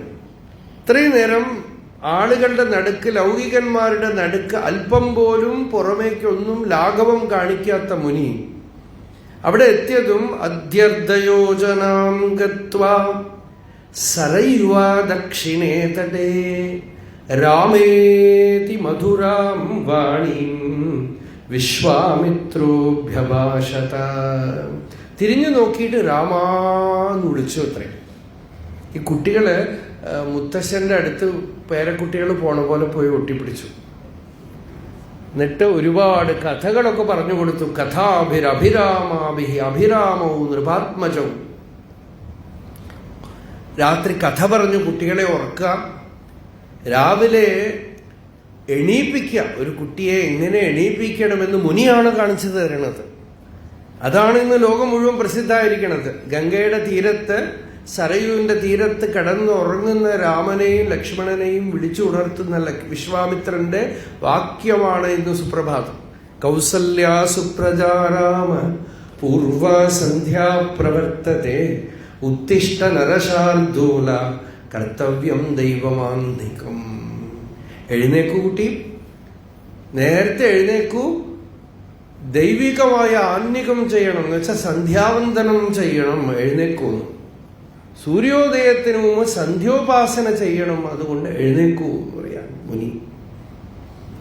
അപ്പോ ആ മുനിയാണ് സുബ്രഹ്മണ്യ കഥയൊക്കെ പറഞ്ഞു കൊടുക്കുന്നത്. അവിടെ കുമാരസംഭവമൊക്കെ പറഞ്ഞു കൊടുക്കുന്നു, വാമന ചരിത്രമൊക്കെ പറഞ്ഞു കൊടുക്കുന്നു, പല കഥകളൊക്കെ പറഞ്ഞു കൂട്ടിക്കൊണ്ടു പോവാണ് കാട്ടിലേക്ക്. അപ്പൊ അതിനു മുമ്പ് രാമനെ വിളിച്ചുകൊണ്ടുവരാനായിട്ട് പറയുമ്പോൾ രാമഭൃത്യന്മാര്, രാമന് അസിസ്റ്റൻസ് ഒക്കെ, രാജകുമാരനാണല്ലോ, പ്രിൻസ് ആണല്ലോ, അവര് വന്നു പറഞ്ഞു, ഞങ്ങൾ വളരെ ദിവസങ്ങളായിട്ട് പറയണം വിചാരിക്കുകയാണ്, രാമൻ ശരിക്കും ഉണ്ണുന്നില്ല, ഉറങ്ങുന്നില്ല, യാതൊരു വിഷയത്തിലും രുചി കാണിക്കുന്നില്ല, എന്തൊക്കെ തന്നെ കലകളൊക്കെ അവതരിപ്പിച്ചാലും ഒന്നിലും രാമന് മനസ്സ് പ്രവേശിക്കുന്നില്ല, എന്തൊക്കെയോ നമ്മൾ വിളിച്ചാൽ പോലും ഒരു കർമ്മങ്ങൾക്കും ഒരു വ്യവഹാരങ്ങൾ നേരം പോക്കിനൊന്നും കൂടുന്നില്ല. ന വിദ്മഹ കിം മഹാബാഹോ തസ്യ താദൃശചേതസഃ കുർമഃ കമലപത്രാക്ഷ ഗതിരത്ര ഹിനോ ഭവാൻ. ഒരു പ്രാകൃത വ്യവഹാരത്തിലേക്ക് രാമൻ വരണില്ല. ഞങ്ങൾ എന്ത് ചെയ്യും ചോദിക്കാം. അപ്പൊ വിശ്വാമിത്രൻ പറഞ്ഞു, ഓ ദശരഥൻ ഈ തിരക്കിന്റെ ഇടയിൽ, അപ്പോഴാണ് ദശരഥൻ പോലും അത് കാര്യമായിട്ട് മനസ്സിലാക്കുന്നത്. ഇത്രയും സീരിയസ് ആണ് ഇഷ്യൂ. രാമന് ഒരു വ്യവഹാരത്തിലും മനസ്സ് പോകുന്നില്ല. ഏവം ചേത് മഹാപ്രാജ്ഞം ഭവന്തോ രഘുനന്ദനം ഇഹാനയന്തു ത്വരിതാ ഹരിണം ഹരിണായിവ. നിങ്ങളൊക്കെ ചെന്ന് രാമനെ ഇവിടെ വിളിച്ചുകൊണ്ടുവരും. മഹാബുദ്ധിശാലിയായ രാമനെ വിളിച്ചുകൊണ്ടുവരൂ. സൂര്യോദയത്തിന് മുമ്പ് അരുണോദയം വരുന്ന പോലെ ആത്മജ്ഞാനത്തിന് മുമ്പ് വരുന്ന ലക്ഷണങ്ങൾ മുഴുവൻ രാമനിൽ കാണുന്നുണ്ട്. അതുകൊണ്ട് രാമനെ വിളിച്ചുകൊണ്ടുവരാം. വിവേക് ഏഷമോഹോ രഘുപതേഹ നാപദ്യോ നാപിരാഗതഃ വിവേക വൈരാഗ്യകൃതഃ ബോധയേഷ മഹോദയ. ഈ പറഞ്ഞ ലക്ഷണങ്ങളൊക്കെ കേട്ടിട്ട് വിശ്വാമിത്രൻ പറയാണ് ഡയഗ്നോസിസ്. ഇത് എന്തെങ്കിലുമൊക്കെ ബുദ്ധിവിഭ്രാന്തിയോ അല്ലെങ്കിൽ രോഗം കൊണ്ടോ ഒന്നും വന്നതല്ല.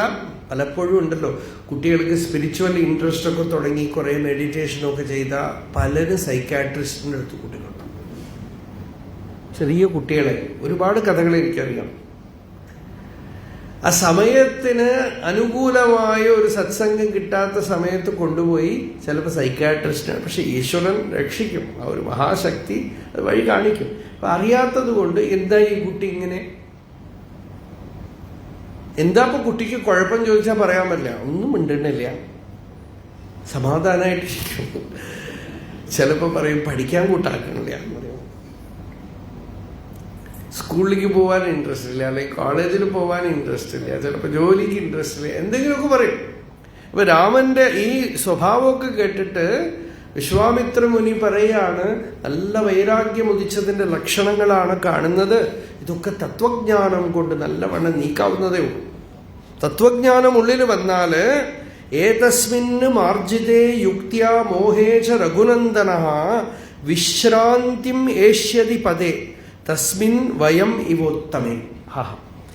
എന്താ പറയണെന്ന് വെച്ചാൽ, ഇത് ഇപ്പൊ നല്ല യുക്തി കൊണ്ട് ഈ മോഹം അങ്ങോട്ട് മാറ്റിക്കഴിഞ്ഞാൽ വിശ്രാന്തം ഏഷ്യതി പദേ വിശ്രാന്തമേഷ്യതി.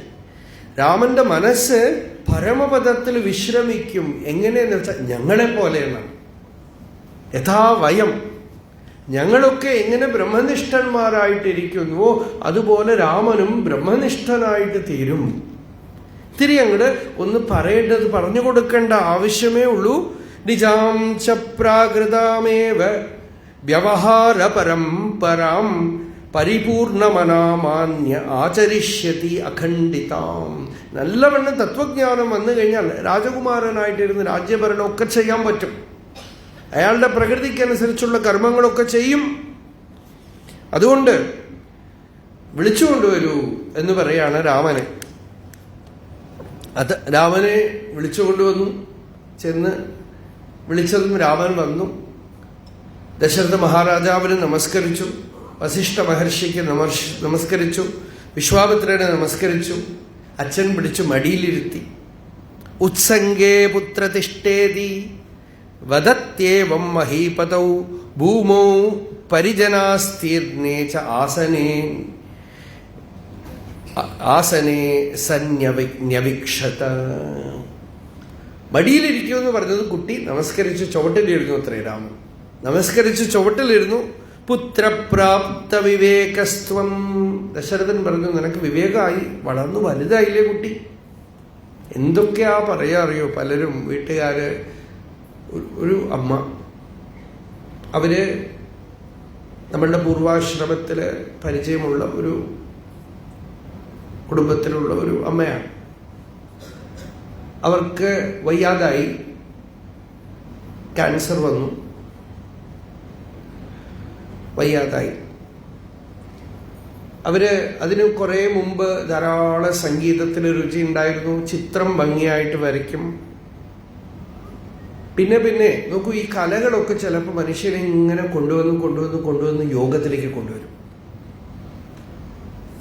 കലകളൊക്കെ മനസ്സിന്റെ ഒരു അലൗകിക മണ്ഡലത്തിനോട് സമ്പർക്കം പുലർത്താൻ കൂടുതൽ ആനുകൂല്യമുള്ള ശക്തികളാണ്. ചിലപ്പോൾ വീണും പോകും.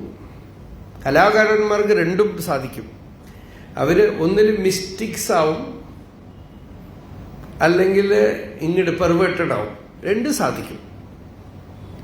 ഇവർക്ക് ചിത്രം വരെയും സംഗീതത്തിൻ്റെ രുചിയും അതിലൊക്കെ ഇങ്ങനെ മുഴുകിക്കൊണ്ടേയിരുന്നു. അതിൻ്റെ ഇടയിലാണ് ഈ സത്സംഗം. നമ്മളുടെ സത്സംഗത്തിനൊക്കെ നമ്മളെയൊക്കെ കുട്ടിക്കാലം മുതൽ അറിയണവരാണ്. അപ്പം സത്സംഗത്തിന് വരികയും പതുക്കെ പതുക്കെ ഈ ശ്രവണം ചെയ്യുകയൊക്കെ ചെയ്യും. അവസാനമാകുമ്പോൾ ഒരു ദിവസം അവരുടെ ഭർത്താവ് നമ്മളെ വിളിച്ച് പറഞ്ഞു, എവിടുന്നോ വരുമ്പോൾ ബാംഗ്ലൂരിൽ അവരുണ്ടായിരുന്നു, ഒന്ന് വന്ന് കാണണം, വെളിയിലൊന്നും വരാൻ പറ്റില്ല, ഒന്ന് വന്ന് കണ്ടിട്ട് പോകണം. അപ്പോൾ അങ്ങനെ പോയി.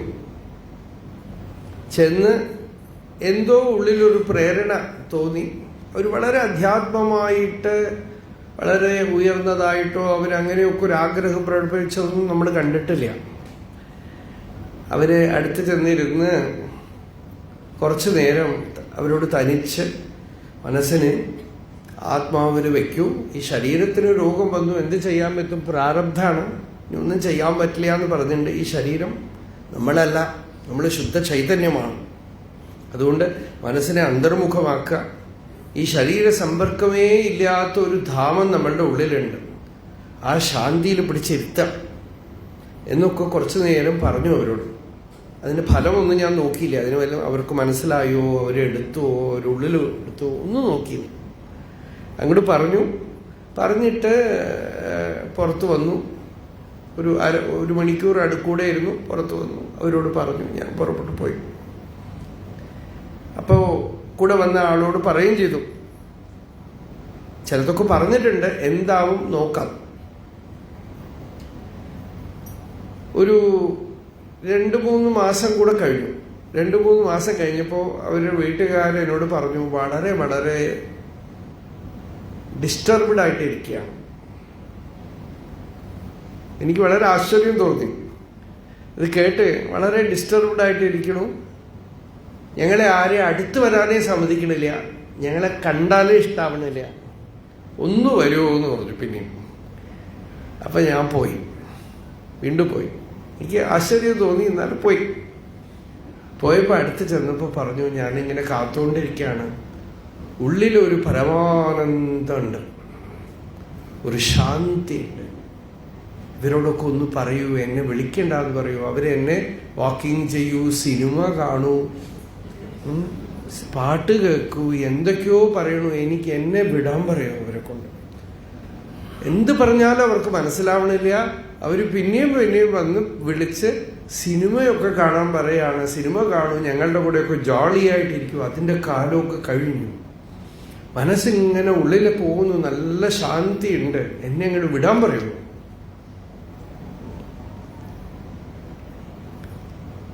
അപ്പം അത് ഫലിച്ചു. പിന്നെ അവർ വീട്ടുകാരെയൊക്കെ വിളിച്ച് പറഞ്ഞു, ഒരു വിധത്തിലും ഡിസ്റ്റർബ് ചെയ്യരുത്, ഇത് വലിയ യാത്രയാണ്, ശാന്തിയുടെ യാത്രയാണ്. അവർക്കത് ഫലിച്ചിരിക്കുന്നു. അതുകൊണ്ട് ദയവ് ചെയ്ത് ഇനി അവരെ സിനിമ കാണൂ, പാട്ട് പാടൂ, അത് ഇതെന്ന് പറഞ്ഞ് വിളിക്കരുത്. അവരെ വിട്ടുകളയും, അവർ ശാന്തമായിട്ട് പോട്ടെ. കുറച്ച് ദിവസം അത് കഴിഞ്ഞ് വളരെ ശാന്തമായിട്ട് ശരീരം വിട്ടു. അപ്പോ ജീവിതശാസ്ത്രമാണ് ഈ അധ്യാത്മം. ഇത് ജീവിതത്തിന്റെ ശാസ്ത്രമാണ്. ഉള്ളില് അന്തർമുഖ സമാരാധ്യ ബഹിർമുഖ സുദുർലഭ ഇല്ലേ, എന്താ നമുക്ക് അറിയാം. ഇത് അന്തർമുഖമായി ആരാധിക്കേണ്ട ശാസ്ത്രമാണ്. അപ്പൊ ആ ശാന്തിയുടെ ദാഹമുള്ളിൽ വന്നു രാമന്. ഇപ്പൊ രാമനെ വിളിച്ച് ദശരഥൻ ചോദിക്കുകയാണ്, നല്ല ചെറുപ്പ വയസ്സല്ലേ, എന്താ ഇങ്ങനെ ഇരിക്കണത്, സിനിമ കാണണ്ടേ, ഡാൻസ് കളിക്കണ്ടേ, പാട്ട് പാടണ്ടേ എന്നൊക്കെ ചോദിക്കാം. എനക്ക് അറിവില്ലേ, അറിവുള്ളവൻ അതൊക്കെയാണല്ലോ ചെയ്യേണ്ടത് അല്ലേ. അതുകൊണ്ട് എന്താ ഇങ്ങനെ ഖേദിച്ച് വിഷമിച്ചിരിക്കണത്? അപ്പൊ വസിഷ്ഠൻ പറഞ്ഞു, എന്താ ഇങ്ങനെ അജ്ഞാനി പോലെ ഇരിക്കുന്നത് എന്ന് ചോദിക്കുന്നു എല്ലാവരും. എന്തു പറ്റി രാമ തനിക്ക്? കിം നിഷ്ഠാഃ കിം ച തേ കേന കിയന്തഃകാരണേന തേ ആധയാ പ്രവിലുംബന്തി മനോഗേഹം ഇവാഘവഃ. വിശ്വാമിത്രൻ ചോദിക്കുകയാണ്, രാമ, നീ എവിടെയാണ് നിഷ്ഠയോടെ ഇരിക്കുന്നത്? എന്താണ് നിനക്ക് വിഷമം? എന്താ നിനക്ക് മനസ്സിൽ ഇങ്ങനെ കയറി തന്നെ വിഷമിപ്പിക്കുന്ന ആളുകൾ ഈ നല്ല വീട് കെട്ടിയിട്ട് ഒരു 10 എലി ഉള്ളിൽ വന്നിരിക്കും. ഈ എലി കയറിയ വീട് പോലെ എന്നാ പറയണത്. ഈ ടെൻഷൻ ഡിപ്രഷനൊക്കെ നല്ല ഒരു ദൃഷ്ടാന്തമാണ് കൊടുക്കുന്നത്. എലി കയറിയ വീട് പോലെ. നമ്മുടെ അവിടെയൊക്കെ ഉണ്ട്, അവരെ ഉപദ്രവിക്കാൻ പാടില്ല, അതുകൊണ്ട് കൂട് വെച്ച് പിടിച്ച് വെളിയിൽ കൊണ്ടുവിട്ടു. പിന്നെയും ഒരു 15 അവസാനമാണ് അതിൻ്റെ മേലെ ഒരു നാമം ഇട്ടിട്ട് കൊണ്ടുവിട്ടു. പിന്നെയാണ് മനസ്സിലാകും മൂപ്പർ ഒരേ ആളാണ്. അയാളിത് നമ്മൾ ടൂറ് കൂട്ടിക്കൊണ്ടു പോവാന്ന് വിചാരിച്ചുകൊണ്ടിരിക്കുകയാണ്. അയാൾ പിടിച്ചു കൊണ്ടാക്കിയാൽ വളരെ ഉത്സാഹമായിട്ട് തിരിച്ചു പോകും.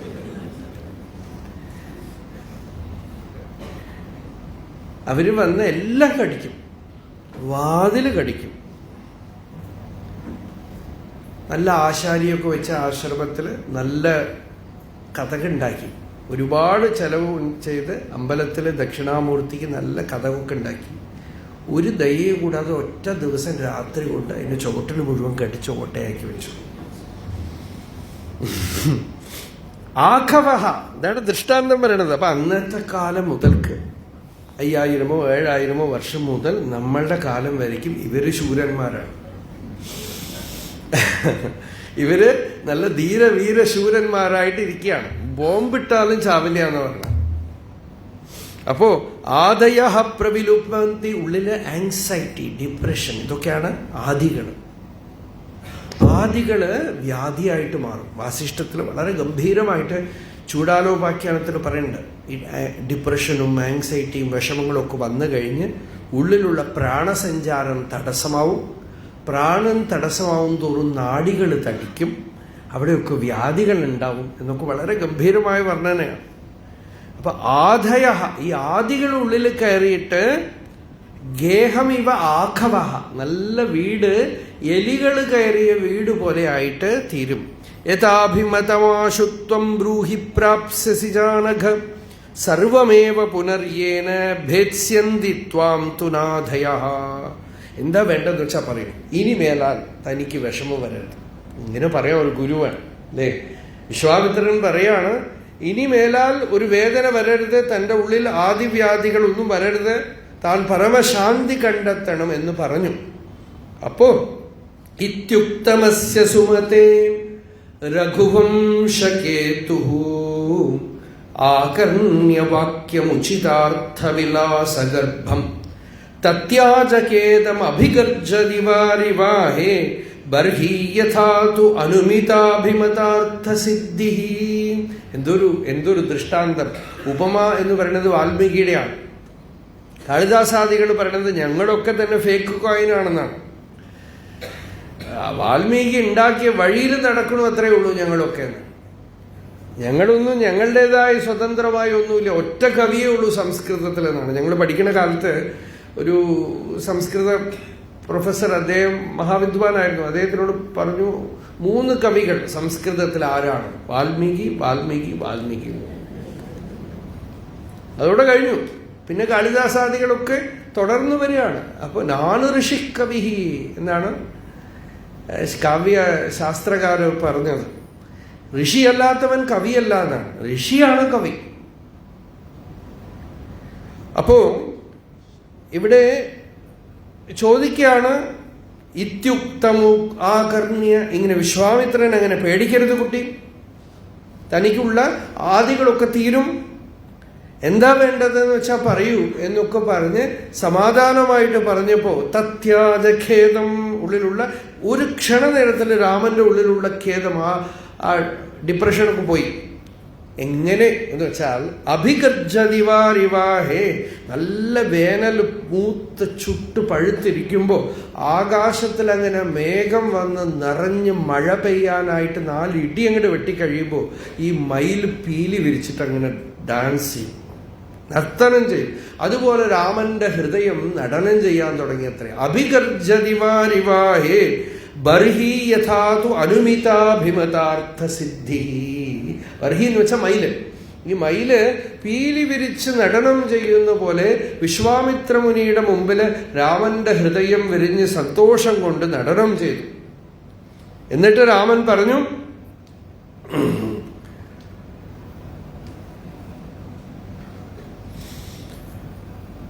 ഭഗവൻ ഭവതാ പൃഷ്ടോ യഥാവദധുനാഖിലം കഥയാമി അഹമജ്ഞോപി കോ ലംഘയതി സദ്വചഃ. മഹാപുരുഷന്മാരുടെ ആജ്ഞയെ അനുസരിക്കണമെന്നുള്ളത് കൊണ്ട് ഞാനിതാ പറയാണ്. ഞാൻ ഇത്രയും കാലം ഇതാ ഇവിടെ രാജ്യത്തിൽ വളർന്നു വലുതായി, ഇങ്ങനെയൊക്കെ രാജ്യത്തിൽ വസിച്ച കാര്യങ്ങളൊക്കെ പറഞ്ഞു. ഇതൊക്കെ കഴിഞ്ഞ് ഞാൻ രാജ്യമൊക്കെ ചുറ്റിക്കണ്ടു, മനുഷ്യർ ജീവിക്കുന്നതൊക്കെ കണ്ടു, മനുഷ്യരുടെ മനസ്സും മനസ്സിന്റെ സ്ഥിതികളും ഒക്കെ കണ്ടു. ആയുസ്സിനൊരു നിത്യത്വമൊന്നുമില്ല, ശാശ്വതമായ സുഖം ഇവിടെ കാണാനില്ല. Kim may രാജ്യേന Kim ഭോഗൈഹി Cochem കിമദം ആഗതം കിമിതമാഗതം. ഈ രാജ്യം കൊണ്ട് എന്ത് പ്രയോജനം? ഈ ഭോഗങ്ങൾ കൊണ്ടൊക്കെ എന്ത് പ്രയോജനം? ഞാൻ ആരാണ്? എന്താണ് ഈ ജീവിതത്തിന്റെ ലക്ഷ്യം? ഒരു പിടിയുമില്ല. ഇങ്ങനെ പലതും ആലോചിച്ചു നോക്കുമ്പോൾ എനിക്ക് അരതിഹി ആയാത്ത ഒരു എല്ലാത്തിലും ഒരു ഡിലൈറ്റ് ഇല്ലാതായിട്ട് പോയി, ഒരു സന്തോഷമില്ലാതായിട്ട് പോയി. പതികസ്യ മരുശിവ. യാത്ര ചെയ്യുന്ന ആള് വെള്ളത്തിന് ദാഹിക്കണു, ദൂരത്ത് വെള്ളം കണ്ടു, ഓടിപ്പോയി നോക്കുമ്പോൾ അവിടെ വെള്ളമില്ല, അത് മരുഭൂമിയാണ്, അവിടെ മരുമരീചിക്കാണ്. പിന്നെ കുറെ കഴിഞ്ഞ് അയാൾക്ക് ആ മരുമരീചിക്ക് കണ്ടിട്ട് ഒരു ഇൻട്രസ്റ്റും ഇല്ല. എന്താന്ന് വെച്ചാൽ അറിയാം ഇത് ഇങ്ങനെയാണ്, വെള്ളം കാണും, അവിടെ പോയാൽ ഒന്നുമില്ല, മിരാഷ് എന്നാണ് പറയാ. അവിടെ ചെല്ലുമ്പോൾ ഒന്നുമില്ല, വെള്ളം ഉണ്ടെന്ന് പറഞ്ഞ് ഓടിപ്പോയാൽ വെള്ളം കാണാനില്ല. അപ്പൊ ഇതുപോലെ ജീവിതത്തിൽ ഇത് കിട്ടിയാൽ സന്തോഷമാവും, അത് കിട്ടിയാൽ സന്തോഷമാവും, എന്തൊക്കെ കിട്ടാൻ വേണ്ടി നമ്മൾ ഓടുന്നുമില്ലേ? ഇതാണ് മരുമരീചികാകൽപ്പം. ഇതാണ് ദൃഷ്ടാന്തം. ഓടിപ്പോവും, അവിടെ ചെല്ലുമ്പോൾ അവിടെ ഇല്ല, പുറപ്പെട്ട സ്ഥലത്താണ്. കുട്ടിക്കാലത്താകുമ്പോൾ അങ്ങനെ ആവണം, ഇങ്ങനെ ആവണം, അങ്ങനെ ആവണം ഒക്കെ പറഞ്ഞ് വലിയ ആളായി. എന്നിട്ട് പറയും കുട്ടിക്കാലത്ത് എത്ര സുഖമായിരുന്നു പറയും. ഞങ്ങളൊക്കെ ആ കുട്ടിക്കാലത്ത് എത്ര സന്തോഷമായിരുന്നു. മെനക്കിട്ട് ഇങ്ങോട്ട് വന്നതാണ്. ഇവിടുന്ന് നോക്കിയിട്ട് അവിടെയാണോ സുഖം? അപ്പൊ ഇക്കരയ്ക്ക് അക്കരെ പച്ച എന്ന് പറയും. അപ്പൊ അവിടെ പോയാ സുഖം, ഇവിടെ പോയാ സുഖം, ഇങ്ങനെ ഓടുകയാണ്. മരുമരീചികയാണ്. അതിലെനിക്ക് ഒരു സന്തോഷം കാണാനില്ല. ശാമ്യതീതം കഥം ദുഃഖം ഇതി തപ്തോസ്മി ചിന്തയാ ജരദ്വൃക്ഷ ഇവോഗ്രേണ കോട്ടരസ്ഥിത വന്നിന. അദ്ഭുതമായ ദൃഷ്ടാന്തങ്ങളാണ്. ഒരുപാട് വിഷമിച്ച ആളുകൾക്ക് ഈ ദൃഷ്ടാന്തം മനസ്സിലാവും. ജീവിതത്തിൽ വളരെയധികം വേദനിച്ച ആളുകൾക്ക് ഈ ദൃഷ്ടാന്തം മനസ്സിലാവും. വിശ്വാമിത്രനോട് പറയാണ്, ഭഗവാനെ എൻ്റെ മനസ്സ് എങ്ങനെ ശാന്തമാവും? ദുഃഖിതോസ്മി തപ്തോസ്മി. എങ്ങനെ? ചിന്തയാ, ചിന്തകൾ ഇങ്ങനെ വന്നുകൊണ്ടേയിരിക്കുകയാണ് മനസ്സില്. ചിത്തവൃത്തികൾ വരികയാണ്, വിഷമങ്ങൾ വരികയാണ്. ജരദ്വൃക്ഷ ഇവോഗ്രേണ കോട്ടരസ്ഥിത വന്നിന. പഴകിയ ഒരു വലിയ മരം, ഒരു വൃക്ഷം. ആ വൃക്ഷത്തിന്റെ ഉള്ളില്, പൊത്തിന്റെ ഉള്ളിൽ തീ വെച്ചാൽ എങ്ങനെയുണ്ടാവും? പതുക്കെ പതുക്കെ മുകളിൽ ഇങ്ങനെ തീ ഉള്ളിൽ കൂടെ കത്തിയിട്ട് വൃക്ഷത്തിന്റെ ഉള്ളിലൊക്കെ കത്തിച്ച് ഓരോന്നായിട്ട് വീഴും. ഇതുപോലെയാണ് എൻ്റെ സ്ഥിതി എന്നാണ് രാമൻ പറയുന്നത്. കോട്ടരസ്ഥിത വന്നി. പല ആളുകളുടെ സ്ഥിതി അങ്ങനെയാണ്. ജീവിതത്തിൽ പല പ്രശ്നങ്ങളും ദുഃഖങ്ങളും ഒക്കെ വന്നു കഴിയുമ്പോൾ ഈ അഗ്നി പൊത്തിൽ വെച്ച മരം പോലെയാണ് ആള്. മനസ്സിന്റെ ഉള്ളില് ഉള്ള പറഞ്ഞറിയിക്കാൻ കഴിയാത്ത വേദനകളും ദുഃഖങ്ങളും ഒക്കെ പേറി അങ്ങനെ കോട്ടരസ്ഥിത വന്യായിട്ടാണ് നടക്കുന്നത്. അപ്പൊ ഇതൊക്കെ അനുഭവിച്ചിട്ടാണ് ഋഷികൾ ഈ സത്യം കണ്ടെത്തി. ആ അന്തശീതളത തദനന്ത തപഃഫലം. അന്തശീതളതയാച്ച് തദനന്ത തപഃഫലം. ഈ അന്തശീതളത വലിയ തപസ്സിന്റെ ഫലമാണെന്നാണ്. ഒരുപാട് കുടുംബത്തിലും കാര്യങ്ങളിലും പല പ്രശ്നങ്ങളും ദുഃഖങ്ങളും ഒക്കെ വന്നിട്ട് അവസാന ചിത്തമൊന്ന് കുളിർന്നാൽ മതി, ഉള്ളിലൊരു ശാന്തി വന്നാൽ മതി എന്ന് തോന്നും. ആ ശീതളതയാണ് തപസ്സിന്റെ ഫലം. അപ്പോ സംസാര ദുഃഖ പാഷാണ നീരന്ധ്രഹൃദയോ ഹ്യഹം നിജലോക ഭയാദേവ ഗളദ്ബാഷ്പം നരോദിമി. ഇവിടെ ഈ മനുഷ്യന്റെ ജീവിതവും ദുഃഖവും ഒക്കെ കണ്ടിട്ട് എനിക്ക് കരയണമെന്നുണ്ട്, പക്ഷെ നമ്മുടെ ബന്ധുക്കളൊക്കെ എന്ത് വിചാരിക്കും എന്ന് വിചാരിച്ച് ഞാൻ അടക്കി പിടിച്ചിരിക്കുകയാണ്. പുറത്തേക്ക് കണ്ണീര് വിടാതെ കഴിച്ചു കൂട്ടുകയാണ്. ചിന്താനിജയ ചക്രാണി.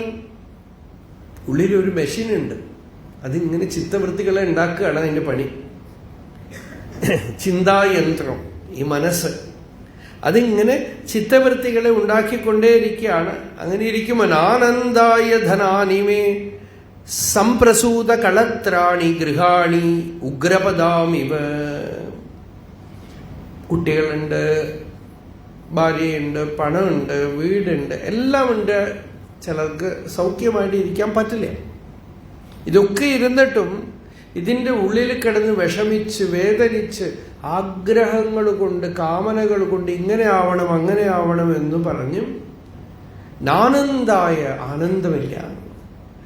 ഇയമസ്മിൻ സ്ഥിതോദാര സംസാരേ പരിപേലവ ശ്രീമുനേ പരിമോഹായ സാപി നൂനം ന ശർമ്മദ.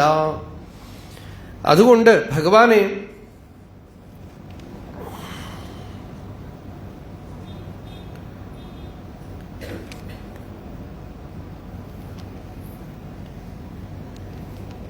ഒരുപാട് വർണ്ണനകളാണ് രാമന്റെ.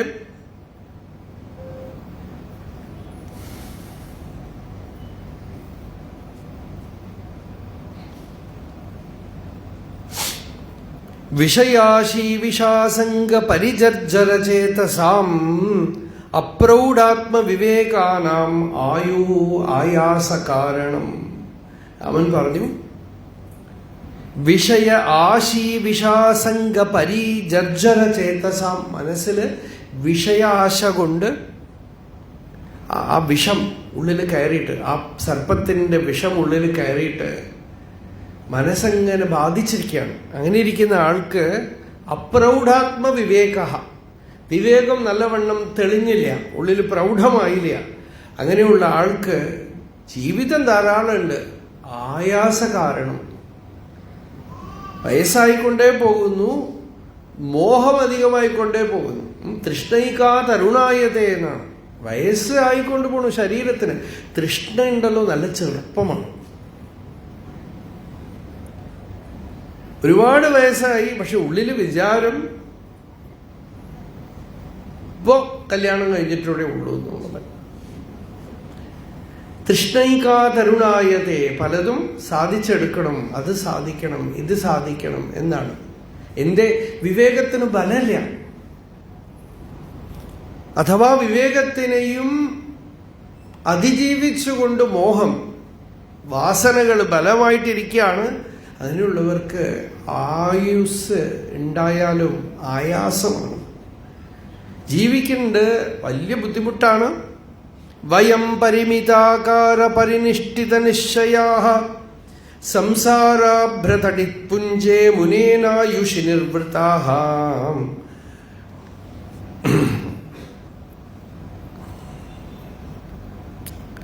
അവിശ്രാന്തമനാഃ ശൂന്യം ആയുരാതതമീഹത്തെ ദുഃഖായൈവ വിമൂഢോന്തർഗർഭം അശ്വതരീ യഥാ പ്രാപ്യം സംപ്രാപ്യതേ യേന ഭൂയോ യേന ന ശോച്യത്തെ പരായാ നിർവൃതേ സ്ഥാനം യത്തജ്ജീവിതം ഉച്യത്തെ. ഇങ്ങനെയൊക്കെ ദുഃഖമൊക്കെ പറഞ്ഞിട്ട് രാമൻ വസിഷ്ഠ വിശ്വാമിത്രാദികളൊക്കെ കാണുന്നുണ്ട്. അപ്പൊ ഇതിന്റെ നടുക്ക് അവരൊക്കെ പ്രശാന്തരായിട്ടിരിക്കുന്നതും കാണുന്നുണ്ട്. അതുകൊണ്ട് രാമൻ പറയാണ്, പ്രാപ്യം സംപ്രാപ്യതേ ഏന. എന്താണോ പ്രാപ്യമായിട്ടുള്ളത് അത് നേടിയെടുക്കണം. ഏന ഭൂയോ ന ശോച്യത്തെ. എന്തറിഞ്ഞു കഴിഞ്ഞാലാണോ, എന്ത് നേടിയാലാണോ വീണ്ടും ശോകം വരാത്തത്, ദുഃഖിക്കാത്തത്, നല്ല ശാന്തി ഉണ്ടാവണത്. പരായാഹ നിർവൃതേഹേ സ്ഥാനം. നല്ല നിർവൃത്തി, നല്ല ശാന്തിക്ക് ഉള്ള സ്ഥാനം ഉണ്ടല്ലോ, യത് തത് ജീവിതമുച്യത്തെ. അതാണ് ജീവിതം. ജീവിക്കുമ്പോൾ നല്ല ഉള്ളിൽ ഒരു കുളിർമ, ഒരു ശാന്തി, ഒരു സന്തോഷം. സ നന്ദതി നന്ദതി നന്ദത്യേവ എന്ന് ശങ്കരാചാര്യർ പറഞ്ഞല്ലോ. അത്തരത്തിലുള്ള ഒരു പരമതൃപ്തി ഉള്ളിൽ വരണം. അപ്പോഴേ ജീവിച്ചു എന്ന് പറയാൻ പറ്റുള്ളൂ. അപ്പോഴാണ് തൃപ്തനായി, അപ്പോഴാണ് പൂർണ്ണനായി എന്ന് പറയുവാൻ പറ്റുള്ളൂ. അല്ലെങ്കിൽ ഇതാ വൃക്ഷങ്ങളുണ്ട്, മൃഗങ്ങളുണ്ട്. തരവോപി ജീവന്തി ജീവന്തി മൃഗപക്ഷിണഃ സ ജീവതി മനോ യസ്യ മനനേനൈവ ജീവതി. ഇത് മരങ്ങളും മൃഗങ്ങളും ഒക്കെ ജീവിക്കുന്നു, നമ്മളും ജീവിക്കുന്നു. കുറെ കാലം ജീവിച്ചു. ആർക്കിപ്പോ എന്തു പ്രയോജനം? ശാന്തമായോ ഇല്ല, ആനന്ദമായോ ഇല്ല. ഇനിയും ധാരാളം എന്തൊക്കെയോ നേടിയെടുക്കാനുള്ള ആഗ്രഹങ്ങൾ ബാക്കി നിൽക്കുന്നു. ഒരുപാട് വയസ്സായി കഴിഞ്ഞിട്ടും പല ആഗ്രഹങ്ങളും ബാക്കി നിൽക്കണു. ഉള്ളിലൊരു സന്തോഷം വന്നില്ല. അധ്യാത്മവിദ്യയൊക്കെ ഒന്ന് കേട്ടൂടെ? അതിനായിട്ടില്ല. ശതാഭിഷേകം കഴിഞ്ഞിട്ടല്ലേ ഉള്ളൂ, ആയിട്ടില്ല. ഇനി എന്തൊക്കെ കിടക്കണു?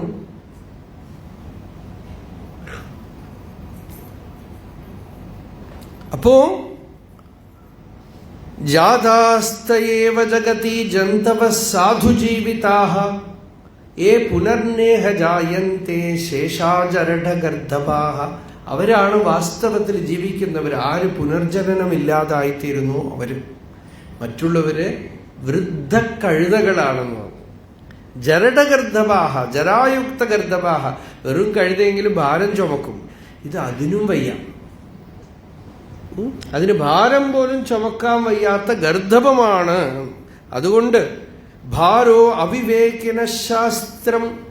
വിവേകമില്ല. അയാൾ കുറെ ശാസ്ത്രം പഠിച്ചു. ആ ശാസ്ത്രം അയാൾക്ക് ഭാരമായിട്ട് തീരും. ചന്ദനം തൂക്കുന്ന കഴുത പോലെ. യഥാ ചന്ദന ഭാരവാഹി ഖരഹ ഭാരസ്യ വേത്ത നതു ചന്ദനസ്യ. ചന്ദനത്തിന് മണമൊന്നും കഴുതിക്കറിയില്ല, അത് വെയിറ്റ് മാത്രമാണ്. അതുപോലെ ശാസ്ത്രങ്ങളൊക്കെ കുറെ പഠിച്ചു, അറിഞ്ഞു, എല്ലാം ചെയ്തു. ഭാരോ അവിവേകിന ശാസ്ത്രം. ആ ശാസ്ത്രത്തിൽ നിന്നൊരു ആനന്ദമോ ഒരു തൃപ്തിയോ ഒന്നും വരണില്ല. വലിയ ഭാരം, ചുമടാണ്. പഠിച്ചതൊന്നും സന്തോഷം തന്നില്ല, തൃപ്തി തന്നില്ല. എന്തേ? ഭാരഃ അവിവേകിന ശാസ്ത്രം ഭാരോ ജ്ഞാനം ചരാഗിണ.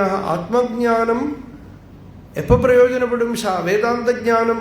വിഷയരാഗം വിട്ടുപോയാൽ ജ്ഞാനം നല്ല പ്രകാശിക്കും. വിഷയരാഗം ഉണ്ടെങ്കിലോ ജ്ഞാനം ഭാരമാണ്. ഉള്ളിൽ വേദന ഉണ്ടായിക്കൊണ്ടേയിരിക്കും. ഞാൻ ഇനിയും തൃപ്തനായില്ലല്ലോ, ശാന്തമായില്ലല്ലോ. അശാന്തസ്യ മനോഭാര. ഉള്ളിൽ ശാന്തി ഇല്ലെങ്കിലും മൈൻഡ് തന്നെ ഒരു ഹെവി വെയിറ്റാണ്. മനസ്സ് തന്നെ ഉള്ളിൽ പാറ കയറ്റി വെച്ച പോലെയാണ്. എന്താന്ന് വെച്ചാൽ ശാന്തിയില്ല. Your own thinking mechanism becomes a heavy load. പലവിധ ചിന്തകൾ, പലവിധ വിഷമങ്ങൾ, പ്രശ്നങ്ങൾ.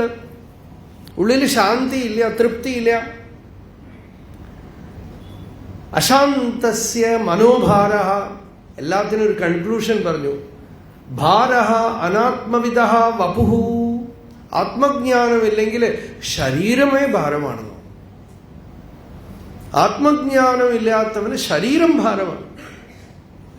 ദേഹം തന്നെ ഒരു ഹെവി സാധനമായിട്ട് തീരും.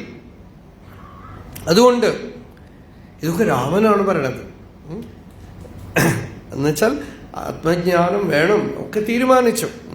അതുകൊണ്ട് ദിനൈഹി കതിപയൈരേവ പരിജ്ഞായ ഗതാദരം ദുർജന സജ്ജനേനൈവ യൗവനേന വിയുജ്യതേ. യൗവനമൊക്കെ ഉണ്ട്, നല്ല സുന്ദരമായ ശരീരം, എത്ര ബ്യൂട്ടിഫുൾ ഹാൻഡ്സം എന്നൊക്കെ പറയും. എത്ര ദിവസം ദാന്ന് പറയുമ്പോഴേക്ക് പോയി. മുമ്പിൽ നോക്കി തലമുടിയൊക്കെ പോയി, പല്ലു കൊഴിഞ്ഞു, വർണ്ണം വിവർണായി.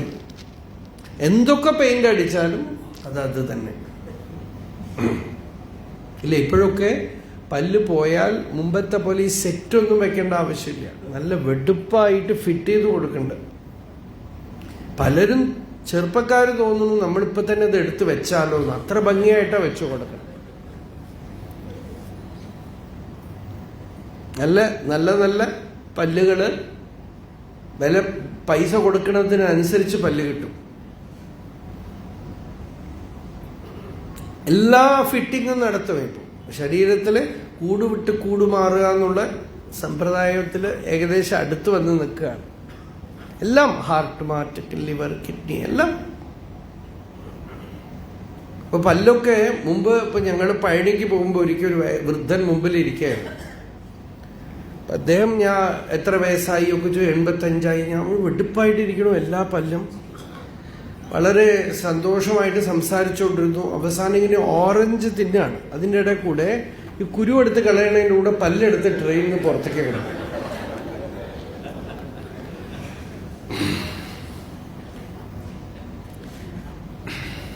പിന്നെ സിബ് പോയ പർസ് പോലെ. ഇപ്പൊ അങ്ങനെയൊന്നും ആവില്ല. എന്താന്ന് വെച്ചാൽ അതൊക്കെ നല്ല വെടുപ്പായി അവിടെ ഫിറ്റ് ചെയ്ത് കൊടുക്കുകയാണ്. ഇന്ന് എടുത്ത് പുറത്ത് ഇടുകയോ ഒന്നും ചെയ്യില്ല.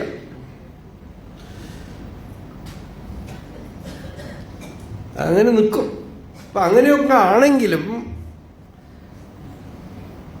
ഇതിന് എത്ര കാലം ഉണ്ടെന്നാണ്. നമ്മളുടെ ഉള്ളില് ശക്തി ഉണ്ടാവില്ല, ശരീരത്തിനുള്ള ബലം പോയി പോകും, പലവിധ വ്യാധികൾ വരിവരിയായിട്ട് വരും. ഇതൊക്കെ ലോകത്തിൽ കാണുന്നു. ഇതാണ് രാമൻ പറയുന്നത്. എത്ര ദിവസം ഇത്? അപ്പൊ ശാശ്വതമായ സൗഖ്യം എവിടെ? സ്ഥിരതയാ സുഖഭാസിതയാനയ സതതമുജ്ജിതമുത്തമ ഫൽഗുവത് ജഗതി നാസ്തി തഥാ ഗുണവർജിതം മരണഭാജനമായുരിദം യഥാ അഹങ്കാരവശാദാപത് അഹങ്കാരാദുരാദയഃ അഹങ്കാരവശാദീഹാനാഹങ്കാരാത് പരോരിപുഃ. എല്ലാ വിഷമങ്ങളെയും പറഞ്ഞിട്ട് ലാസ്റ്റിൽ അതിന്റെ വൈറസ് കണ്ടുപിടിച്ചു എന്നാണ് രാമൻ പറഞ്ഞത്. ബീജം, അജ്ഞാനത്തിന്റെ അവിദ്യയുടെ ബീജത്തിനെ ഞാനിതാ കണ്ടുപിടിച്ചു. അഹങ്കാരം കൊണ്ടാണ് എല്ലാ ദുഃഖവും വരുന്നത്. അഹങ്കാരം എന്ന് വെച്ചാൽ ഞാൻ എന്ന് പറയുന്ന ജീവഭാവം, ഇൻഡിവിജ്വൽ സെൻസ്, ഐ തോട്ട്. അല്ലാതെ പ്രൈഡ് അല്ല, അഭിമാനം മാത്രമല്ല. അതൊരു വശം, അത് കൂടുതൽ വിഷമിപ്പിക്കും. അപ്പൊ അഹങ്കാരം കൊണ്ടാണ് സകല ആഗ്രഹങ്ങളും വരുന്നത്, ബന്ധങ്ങളും ദുഃഖങ്ങളും വരുന്നത്. അതുകൊണ്ട് ഭഗവാനെ ഈ അഭിമാനമില്ലാത്ത സ്ഥിതി എങ്ങനെ വരും? മാനം കൊണ്ടുരുപവർ മാനത്തെ അഴിത്ത് അഭിമാനമില്ലാതൊരു അരുണാചല. അക്ഷരമണമാലയിൽ ഒരു പാട്ടാണ്. അഭിമാനം കൊണ്ട് വിഷമിക്കുന്നവർക്ക് ഈ അഭിമാനമില്ലാത്ത ശാന്തസ്ഥിതി തരൂ ഭഗവാനെ. ആനന്ദ ചിന്മയ ഹരേ ഗോപികാരമണ ഞാനെന്ന ഭാവമത് തോന്നായിക വേണമിഹ. തോന്നുന്നതാകിൽ അഖിലം ഞാനിതെന്ന വഴി തോന്നേണമേ വരദ നാരായണായ നമ.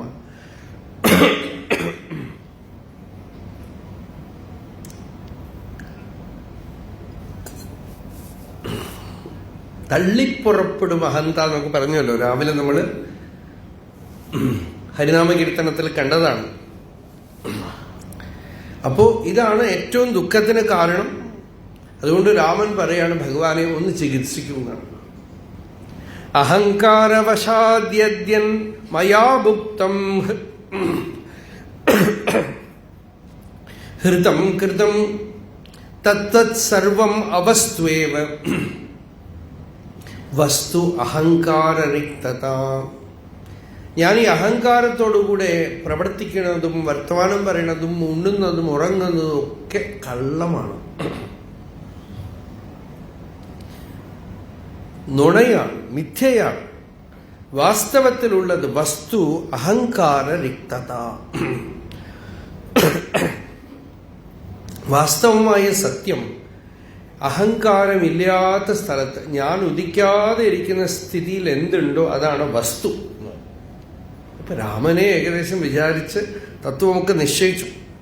ഞാൻ ഉദിയാതെ ഉള്ള നില, നാം അതുവായി ഉള്ള നില എന്ന് ഭഗവാൻ രമണ മഹർഷിയുടെ ഉള്ളതിനർപ്പത്. ഞാൻ എന്നുള്ള അഭിമാനവൃത്തി ഉദിക്കാത്ത മൗനമാണ് ആത്മസ്ഥിതി. അപ്പൊ രാമൻ തന്നെ പറയാണ് ഭഗവാനെ, വസ്തു അഹങ്കാരരിക്തത. ബ്രഹ്മന് യാവത് അഹങ്കാര വാരിദഃ പരിജൃംഭത്തെ താവത് വികാസമായാതി തൃഷ്ണ കുടജമഞ്ജരി. ഈ അഹങ്കാരം എന്ന് പറയുന്ന മേഘം മഴ പെയ്യും തോറും തൃഷ്ണ എന്ന് പറയുന്ന പുഷ്പങ്ങൾ ഇങ്ങനെ മുല്ലപ്പൂക്കളും മല്ലികപ്പൂക്കളും മറ്റു പുഷ്പങ്ങളൊക്കെ മഴ പെയ്യുമ്പോൾ അവിടെ പെട്ടെന്ന് പൂക്കുന്ന പോലെ ഉള്ളിൽ തൃഷ്ണകൾ, ആഗ്രഹങ്ങൾ പല വിധത്തിൽ ഇങ്ങനെ പൂത്തുകൊണ്ടിരിക്കും. നിരഹങ്കാരവൃത്തേർമേ മൗർക്യാത് ശോകേന സീതതഃ യത്കിഞ്ചിദുചിതം ബ്രഹ്മൻ തദാഖ്യാതും ഇഹാർഹസി. എന്തെങ്കിലും ഉചിതമായിട്ടുള്ളത് എനിക്ക് പറഞ്ഞു തരൂ. എന്ത് കേട്ട ആളാണോ എൻ്റെ മോഹം പോവുക, എനിക്ക് ശാന്തി ഉണ്ടാവുക, അങ്ങനെ എനിക്ക് ഉപദേശിക്കൂ എന്ന് പറയാണ് രാമൻ. സർവാപദാം നിലയമധ്രുവമന്തരസ്ഥം ഉന്മുക്തമുക്തം ഉത്തമഗുണേന ച സംശ്രയാമി യത്നാദഹംകൃതിപദം പരിതോധി ദുഃഖം ശേഷേണ മാം സമനുഷാധി മഹാനുഭാവ. എനിക്ക് അനുഷാധി മാം, എനിക്ക് ഉപദേശം ചെയ്യൂ. ഏതൊന്ന് ആ പരമശാശ്വതമായ സത്യമുണ്ടോ അതിനെ എനിക്ക് ബോധിപ്പിച്ചു തരൂ. സർവത്ര ദുഃഖം ഈ അഹങ്കാരം കൊണ്ട് ഉണ്ടാവണം. അതുകൊണ്ട് മാം അനുഷാദി മഹാനുഭാവ എന്ന് പ്രാർത്ഥിക്കുകയാണ്. വിശ്വാമിത്രൻ ഇത് കേട്ട് വസിഷ്ഠനോട് പറയാണ്, അവിടുന്ന് ഉപദേശിക്കൂ എന്ന് രാമൻ ഉപദേശിക്കാനായിട്ട് പറയാണ്.